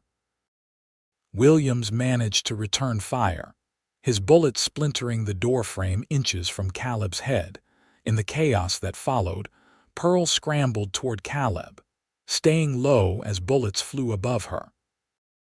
When she reached him, he pulled her roughly behind him, shielding her with his body as he exchanged fire with Williams. It ended quickly. Williams, realizing he was outmatched with his companions down, threw his weapon aside and raised his hands in surrender. "Don't shoot," he pleaded. "I'm done." Caleb kept his revolver trained on Williams as he asked Pearl urgently, "Are you hurt?" "No," she managed, though she was shaking violently now that the immediate danger had passed. "I thought they'd captured you or worse." "I had to detour around a militia patrol," Caleb explained quickly, his eyes never leaving Williams. "It put me behind schedule when I saw strange horses outside." His voice tightened. "I thought I'd lost you." Pearl touched his arm, a silent reassurance that she was safe. Then, remembering the third man who should have been outside, she warned, "There's another one watching from the trees." Caleb nodded grimly. "Not anymore. I found him when I approached the cabin. He won't be reporting back to Jenkins." The implication hung in the air for a moment. Then Caleb addressed Williams, his voice hard. "On the floor, face down, hands behind your head." Williams complied, clearly terrified. Caleb quickly bound his hands with a length of rope, then checked Roy and Johnson. Roy was dead, his unseeing eyes fixed on the cabin ceiling. Johnson was alive but unconscious, blood seeping from the wound in his shoulder. "We need to bind his wound," Pearl said, looking at Johnson. Despite everything, she couldn't bring herself to wish death on the injured man. Caleb nodded, retrieving the medical supplies they had used for their own injuries. As he worked to stop Johnson's bleeding, he asked Pearl, "How did you end up in this situation? I thought you would be hidden in the root cellar." "I was," Pearl explained, still trembling with reaction. "All day. But when I heard your signal, I knew I had to warn you somehow. They were waiting to ambush you when you entered." Caleb paused in his ministrations, his eyes finding hers across the room. Something powerful passed between them, understanding, gratitude, and something deeper that neither was ready to name. "You saved my life," he said simply. Pearl managed a shaky smile. "We seem to be making a habit of that, saving each other." With both surviving outlaws securely bound, Caleb and Pearl were able to take stock of their situation. The storm continued to rage outside, making immediate travel impossible. They would have to wait it out in the cabin, sharing the space with their captives. "What will we do with them?" Pearl asked quietly, nodding toward Johnson and Williams. Caleb's expression was grim. "We'll take them to the federal marshal in Denver. Their testimony against Jenkins might be worth leniency for them." "You think they'll talk?" "With the right incentives, yes." Caleb looked at the men with hard eyes. Self-preservation is a powerful motivator. They moved Johnson to one of the bedrooms where they could keep him under observation as he recovered from his wound. Williams remained bound in the main room, sullenly cooperative now that his options had narrowed to cooperation or a hanging. As the adrenaline of the confrontation faded, exhaustion overtook Pearl. She sank into a chair near the fire, suddenly aware that she had been awake for well over 24 hours, most of that time spent in the cramped confines of the root cellar.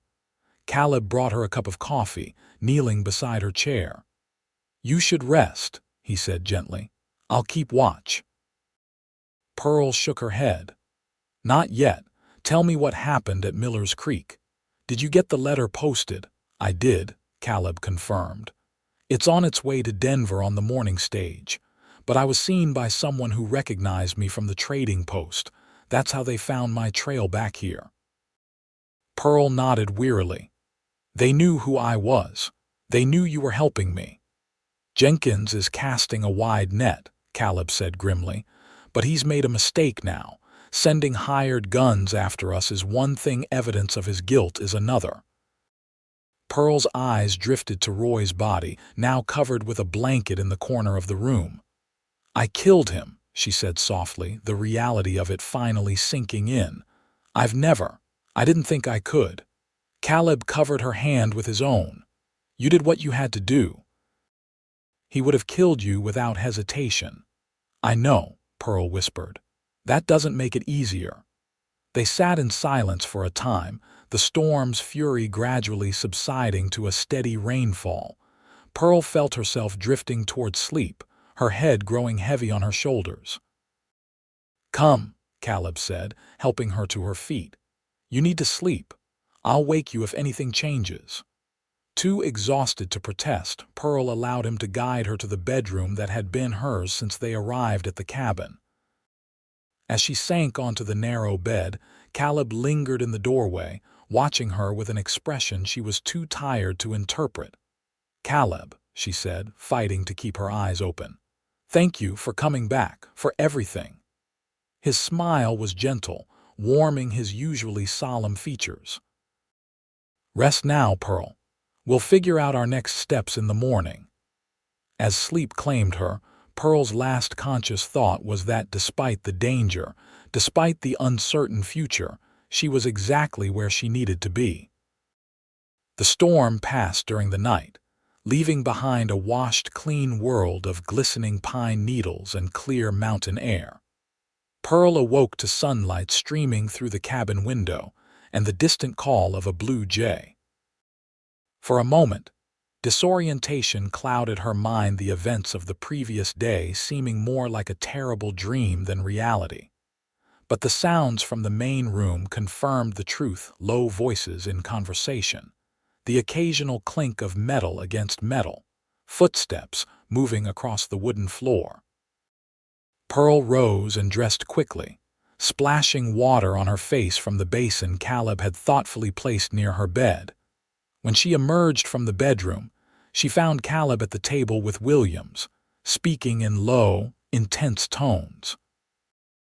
Johnson was awake as well, propped against the wall with his hands bound before him, his wounded shoulder bandaged.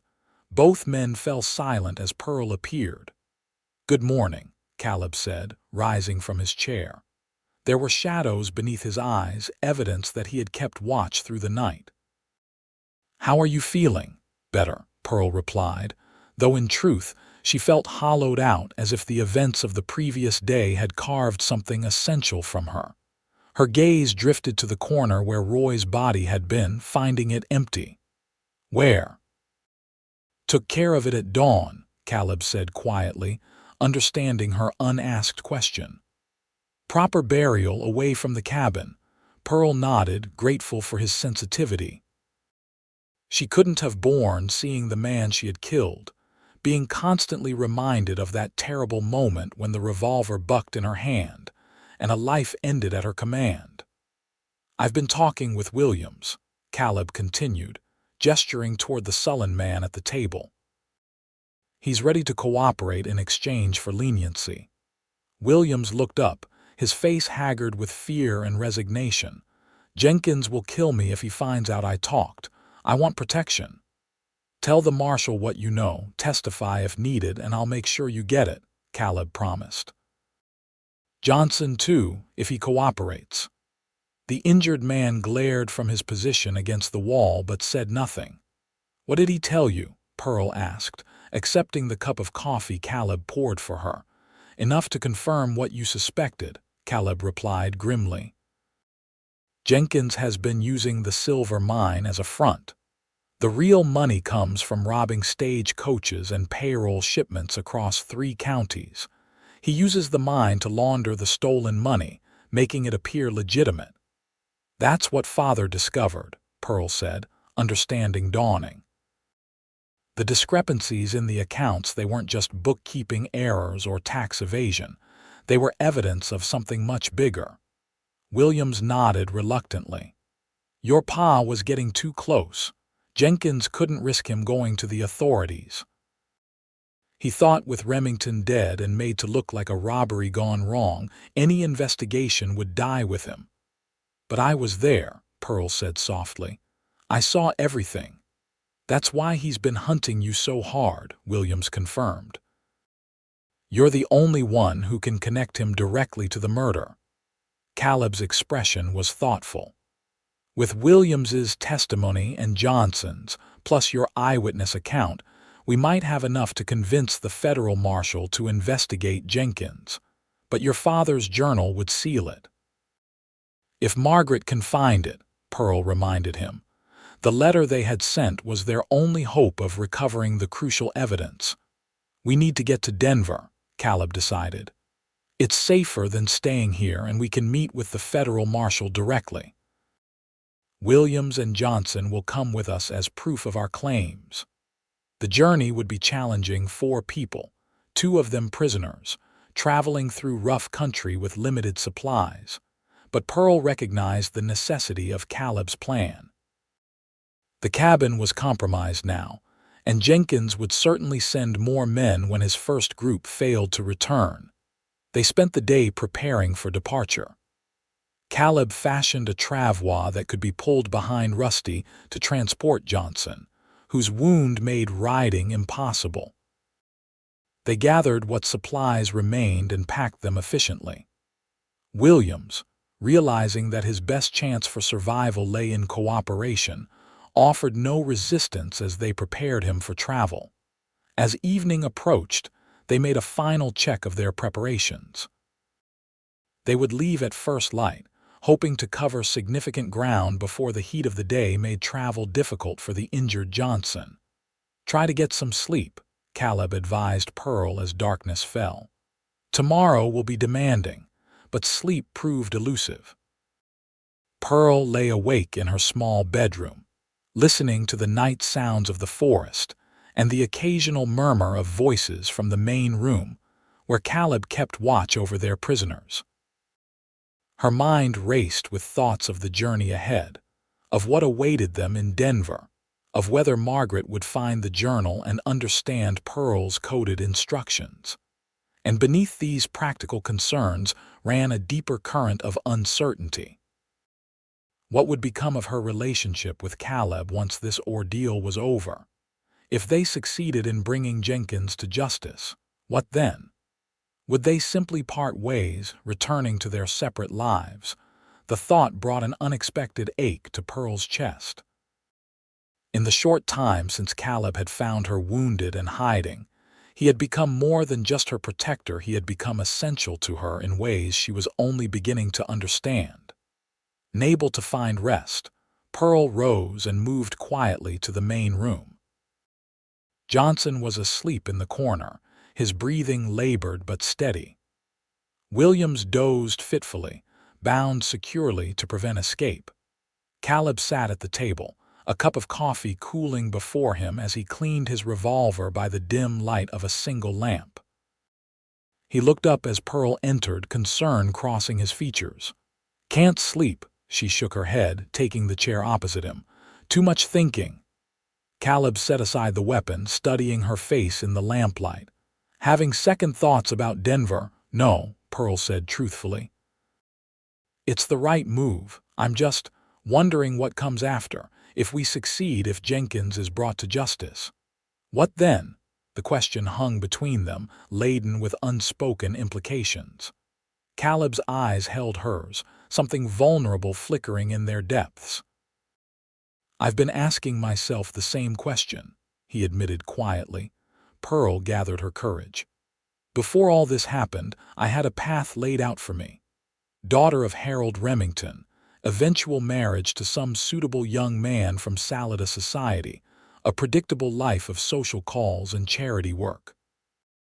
She gave a small, rueful smile. "None of it seems real anymore." "And what does seem real?" Caleb asked, his voice low. Pearl considered the question carefully. "This, being here, making choices based on what's right rather than what's expected." She hesitated, then added, "You seem real, Caleb. More real than anything in my life before." The confession cost her something in pride, but gained her something more valuable: the rare sight of Caleb Jameson's genuine smile, unguarded and warming his entire face. "I've spent most of my adult life drifting," he said after a moment. "Taking whatever work came my way, moving on when the seasons changed or the job ended, never staying long enough to put down roots." His eyes held Pearl's steadily. "Until now." The implication of his words sent a flutter through Pearl's chest. "And now?" she prompted softly. "Now I find myself thinking about things I've never considered before. A permanent home, a future beyond the next season or paycheck." Caleb's voice grew hesitant, uncharacteristically uncertain. "A shared life, perhaps, if that's something you might want." Pearl's breath caught at the tentative offer contained in his words. It was perhaps the most unconventional courting speech ever delivered in a remote cabin, with two prisoners sleeping nearby, on the eve of a dangerous journey. Yet it felt entirely fitting for the unusual circumstances that had brought them together. "I think," she said carefully, "that when this is over, we should explore what that might look like. A shared life." Relief and something warmer flickered across Caleb's face. He reached across the table, his hand covering hers. The touch was simple, yet it contained a promise that words alone could not convey. They sat together in companionable silence until the first hints of dawn appeared at the cabin windows. Whatever the journey ahead might bring, they would face it not as protector and protected, but as partners bound by something deeper than circumstance. As the first golden rays of sunlight crested the eastern mountains, they gathered their few possessions and their prisoners, leaving behind the cabin that had been both refuge and battleground. The path ahead was uncertain, But for the first time since witnessing her father's murder, Pearl felt the stirring of hope for the future. The journey to Denver was arduous but uneventful. They traveled by day and camped by night, avoiding settlements and keeping to less traveled routes where possible. Johnson's condition improved gradually, though he remained sullen and uncommunicative. Williams, by contrast, became increasingly talkative as they neared civilization, eager to share details of Jenkins's operation in hopes of securing leniency. On the fifth day, they crested a rise and saw Denver spread below them, a bustling frontier city of wooden buildings and wide streets, dominated by the imposing structure of the territorial courthouse. After the isolation of the mountains, the sight of so much human activity was almost overwhelming. "We should proceed carefully," Caleb advised as they paused to survey the city. "Jenkins might have contacts here as well." They entered Denver as inconspicuously as possible, though a man leading a horse pulling a travois with a wounded prisoner inevitably drew some attention. Caleb guided them directly to the federal marshal's office near the courthouse, bypassing the local sheriff, whom he didn't trust to be free of Jenkins's influence. Marshal Robert Thornton was a square-built man with iron-gray hair and eyes that had seen too much frontier justice to be easily impressed. He listened to their story with minimal interruption, his expression giving away nothing until Pearl described witnessing her father's murder. "Jenkins, you say?" Thornton rubbed his jaw thoughtfully.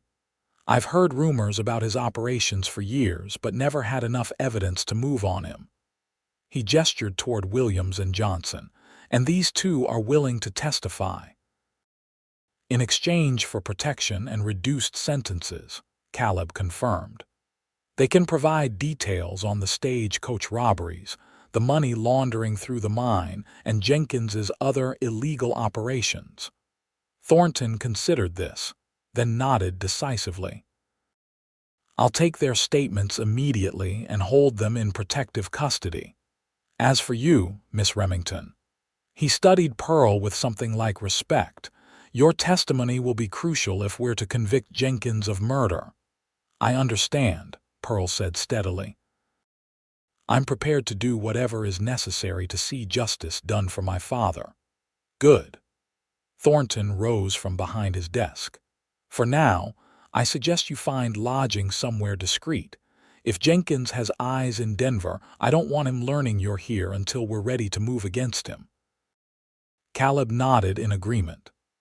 "We sent a letter to Pearl's former housekeeper in Salida, asking her to search for evidence that might further implicate Jenkins.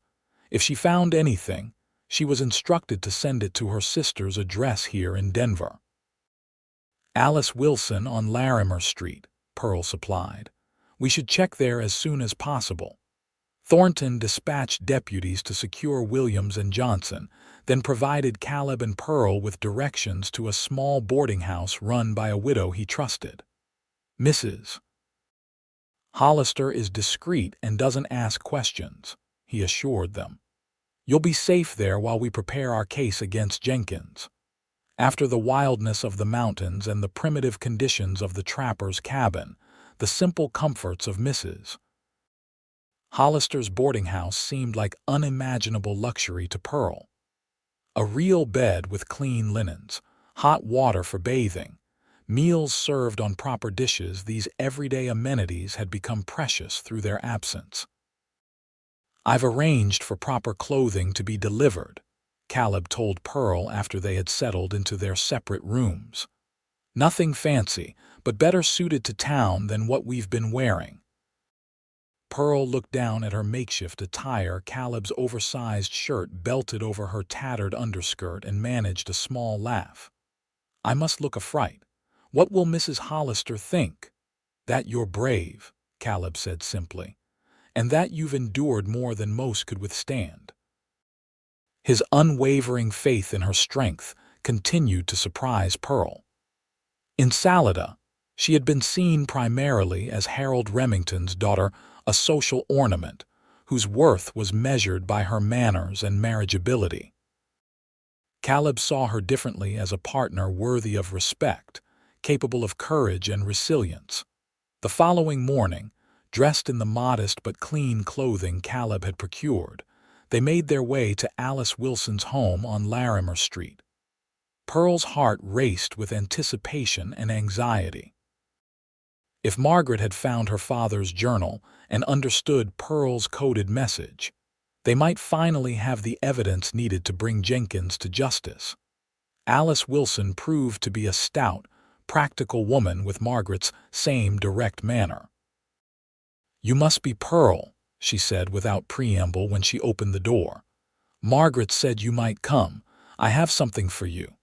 She led them into a neat parlor and retrieved a package wrapped in brown paper. "This arrived by private courier 3 days ago." Margaret paid extra to ensure it wouldn't be inspected along the way. Pearl accepted the package with trembling hands. It was heavy, approximately the size of a ledger book. She carefully unwrapped it, revealing a familiar red leather journal with her father's initials embossed on the cover.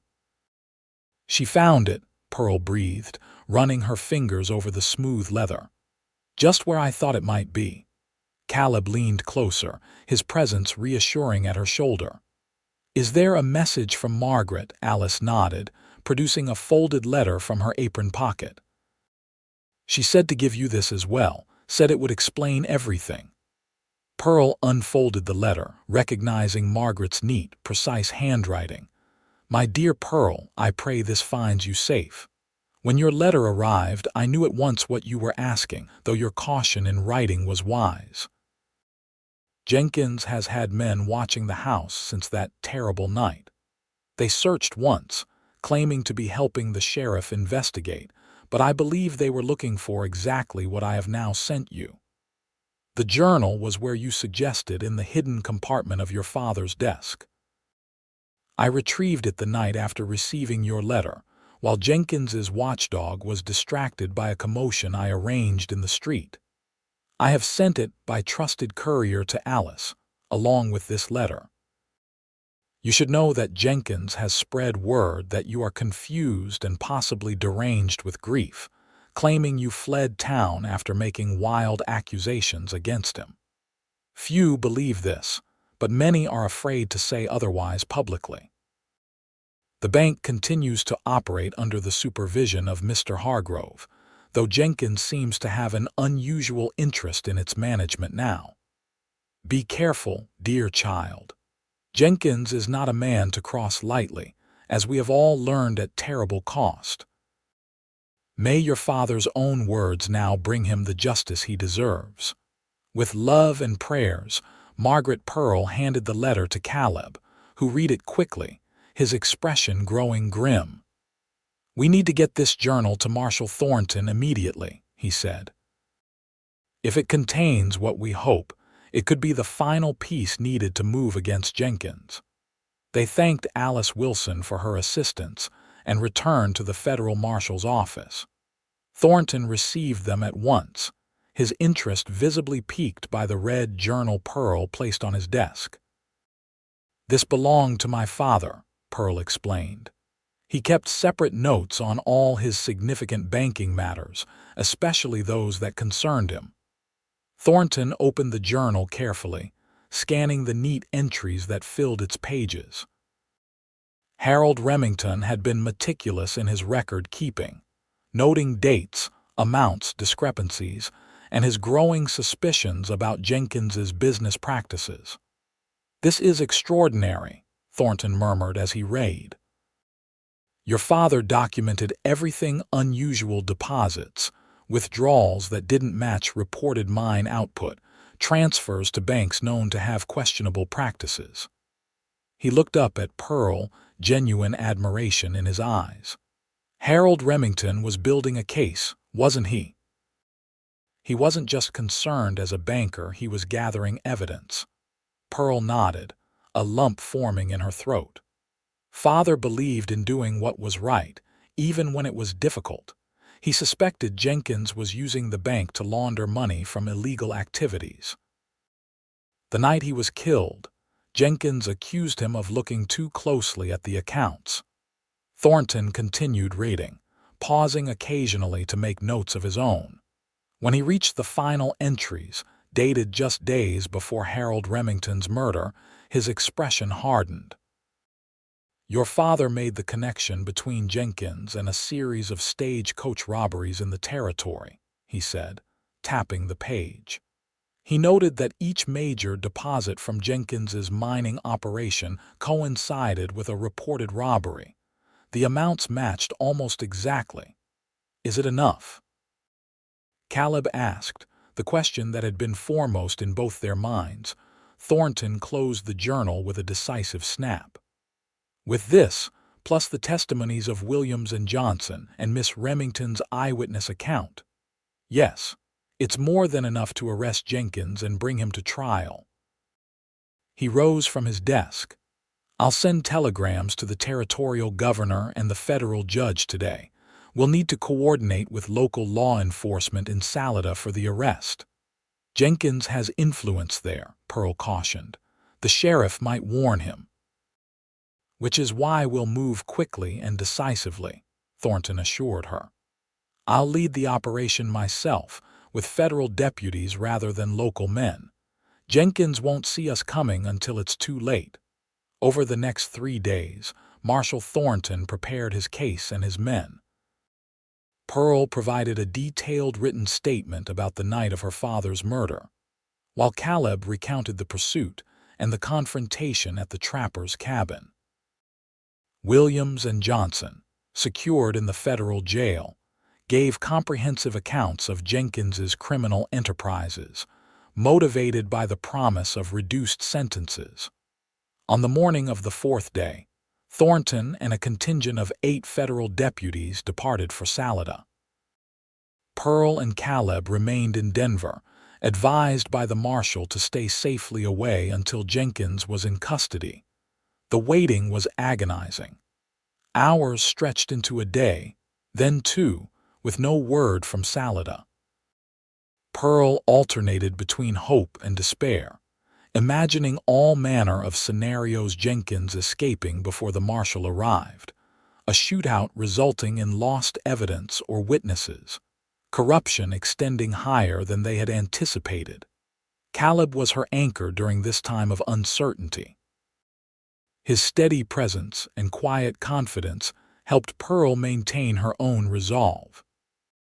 They spent the waiting days exploring Denver together, always vigilant but allowing themselves brief moments of normalcy: meals in small cafes, walks along the growing city streets, quiet conversations that increasingly turned to possibilities for the future. "If Jenkins is convicted," Pearl mused during one such conversation, "the bank will likely pass to me as father's heir. I could sell it, perhaps." "Is that what you want?" Caleb asked, attentive as always to her underlying feelings rather than just her words. Pearl considered the question carefully. "I don't know.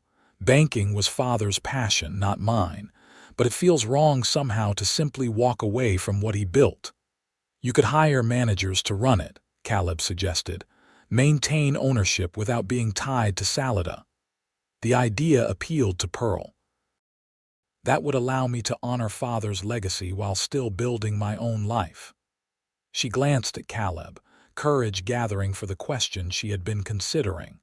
"What about you? What would you want if we truly considered a future together?" Caleb was silent for a long moment, his expression thoughtful. "I've saved most of my wages over the years," he finally said. "Not enough to buy a proper ranch, but perhaps enough for a small parcel of land, some cattle, a modest house." His eyes met hers, vulnerable yet hopeful. "It could grow in time." The simple vision he painted touched Pearl deeply, not because of its grandeur, but because of its honesty. This was a man who dreamed within his means, who would build something solid and lasting rather than chase illusory fortunes. "I think," she said softly, That sounds like a wonderful beginning. On the morning of the third day after Thornton's departure, a telegram arrived at Mrs. Hollister's boarding house. The landlady brought it to Pearl's room, where she and Caleb had been sharing a quiet breakfast. Pearl opened it with trembling fingers, then read aloud. Jenkins arrested, stop evidence secured, stop return to Salida, now safe, stop trial set for next month, stop. Thornton relief washed through Pearl like a physical force, leaving her light-headed. "They did it," she whispered. "It's over." Caleb's smile was as bright as she had ever seen it. "Justice for your father at last."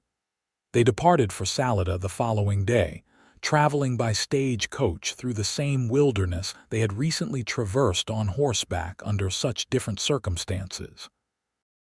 The journey seemed almost luxuriously easy by comparison, though Pearl found herself missing the quiet intimacy of their time at the trapper's cabin. Salida appeared unchanged as the stagecoach rolled down its main street, the same wooden buildings, the same dusty thoroughfare, the same mountains rising majestically in the background. Yet Pearl viewed it with new eyes, seeing both the familiar community she had known all her life and the darker undercurrents that had been hidden from her until her father's murder. Their arrival caused a sensation. Word spread quickly that Harold Remington's daughter had returned, accompanied by the ranch hand who had helped her escape Jenkins's assassins. By the time they reached the Remington house, a small crowd had gathered, watching with undisguised curiosity. Margaret Wilson met them at the door, tears streaming down her weathered cheeks as she embraced Pearl. "Oh, my dear girl," she said, her voice choked with emotion. "I feared I might never see you again." "It's good to be home," Pearl replied, surprised to find she meant it despite everything that had happened. "Thank you for finding Father's journal. It made all the difference." Inside the house, everything was exactly as Pearl had left it on the night she fled, her father's books in their places on the shelves, his favorite chair positioned near the fireplace, the framed photographs of Pearl's mother still adorning the mantelpiece. The familiarity was both comforting and painful. "The house has been kept ready for your return," Margaret explained as she prepared tea in the kitchen.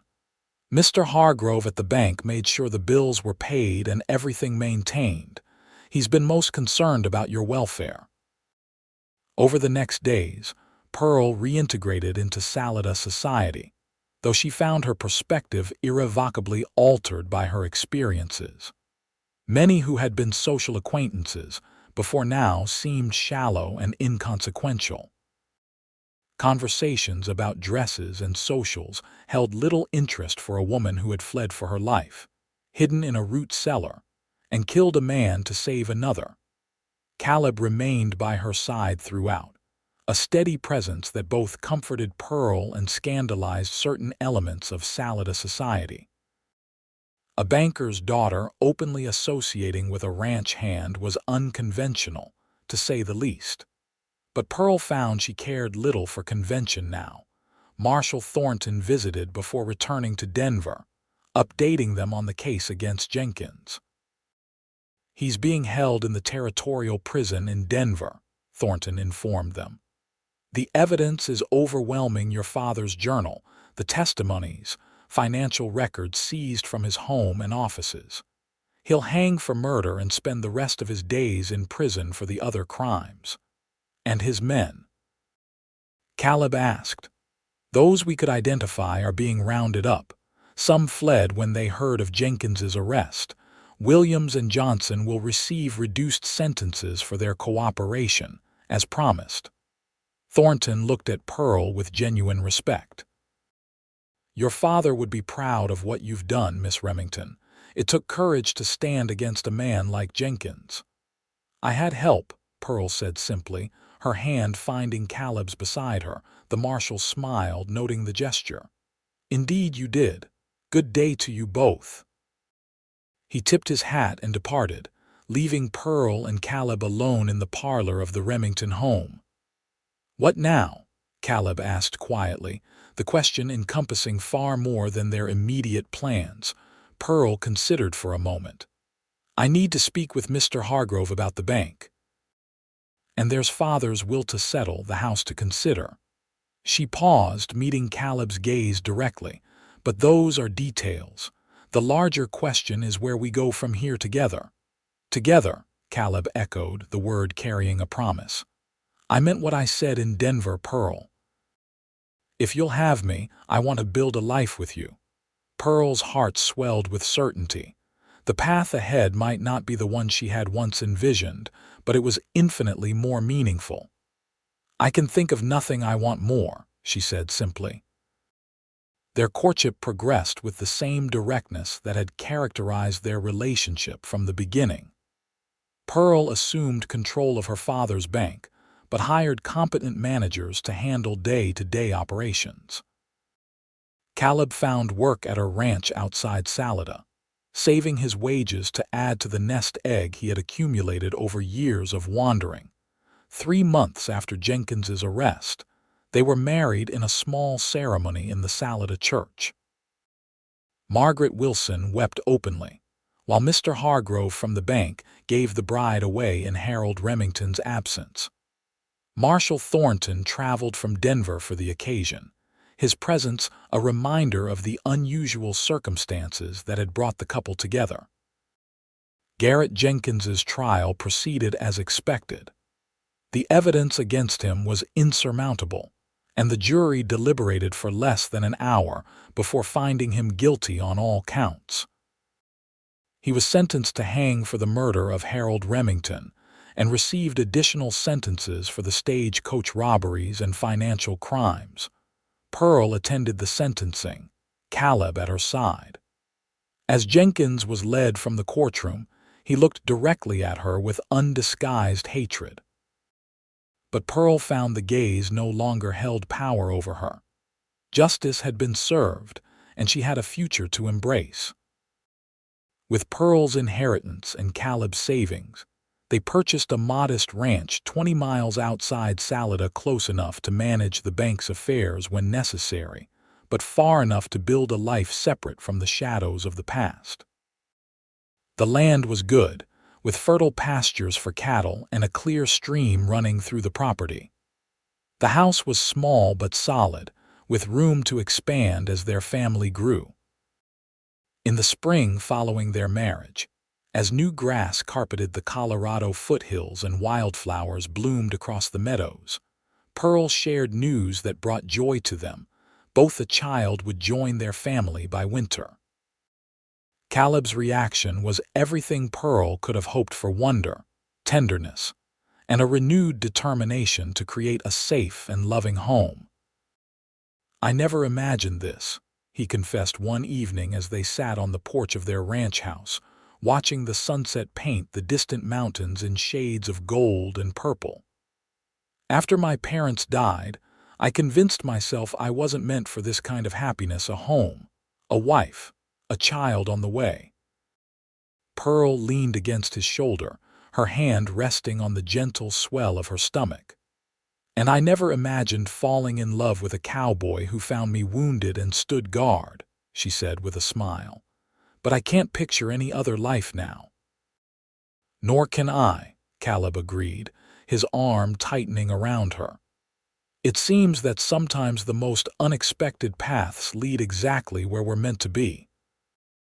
As darkness settled over their land, stars appearing one by one in the vast Colorado sky, Pearl reflected on the journey that had brought them to this moment.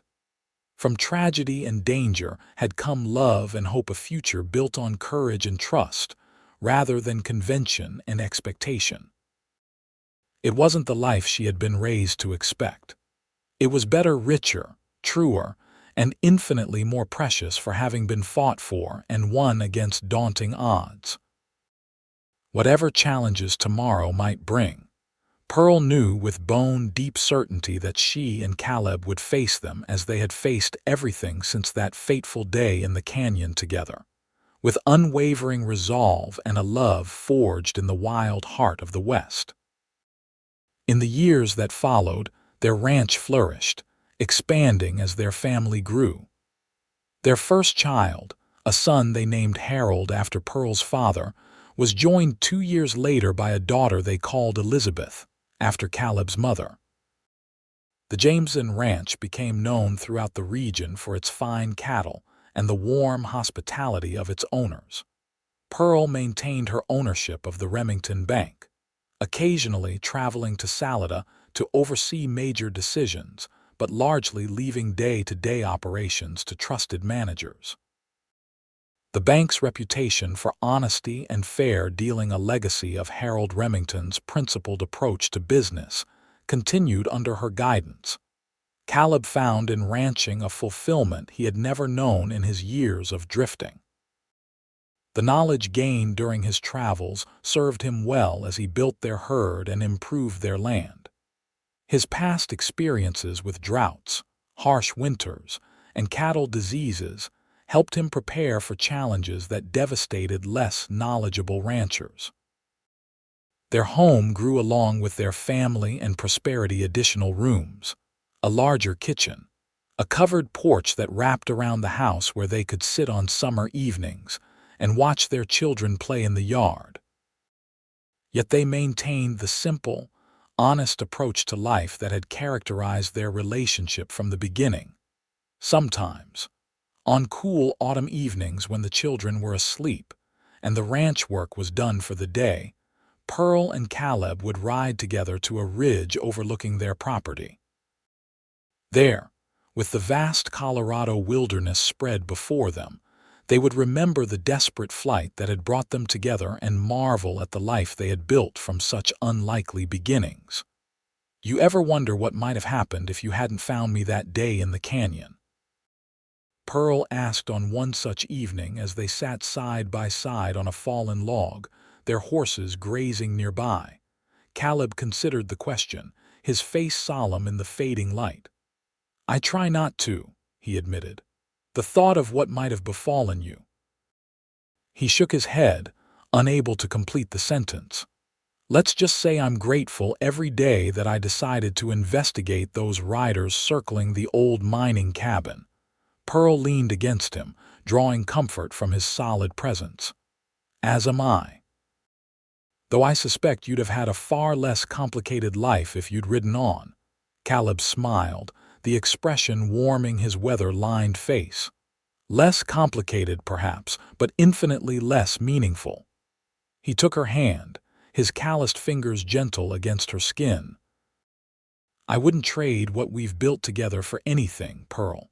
Not for all the silver in Colorado." As they rode back to their home in the gathering dusk, Pearl reflected that the most precious gifts often come disguised as hardships.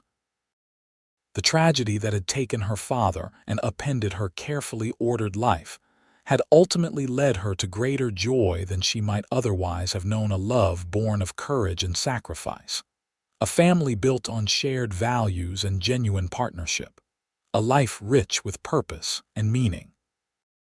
The lights of their ranch house welcomed them home, golden against the deepening blue of the evening sky. Inside, their children slept peacefully. Tomorrow's chores waited, and the future stretched before them, a future they would continue to build together, one day at a time, in the wild and beautiful land they both loved. And if sometimes Pearl awoke in the night, momentarily startled by a dream of running, of hiding, of desperados' bullets whining past her head, Caleb's arms would be there to hold her, his voice gentle in the darkness, reminding her that she was safe, that they had weathered the storm together, that their love had been forged in fire and would endure through whatever life might bring. In this way, the wounded woman who had hidden from outlaws and the cowboy who had found her first and stood guard created not just a home or a ranch or a family, but a legacy of courage and love that would endure long after they were gone, a testament to the healing power of devotion and the unexpected blessings that can arise from life's darkest moments.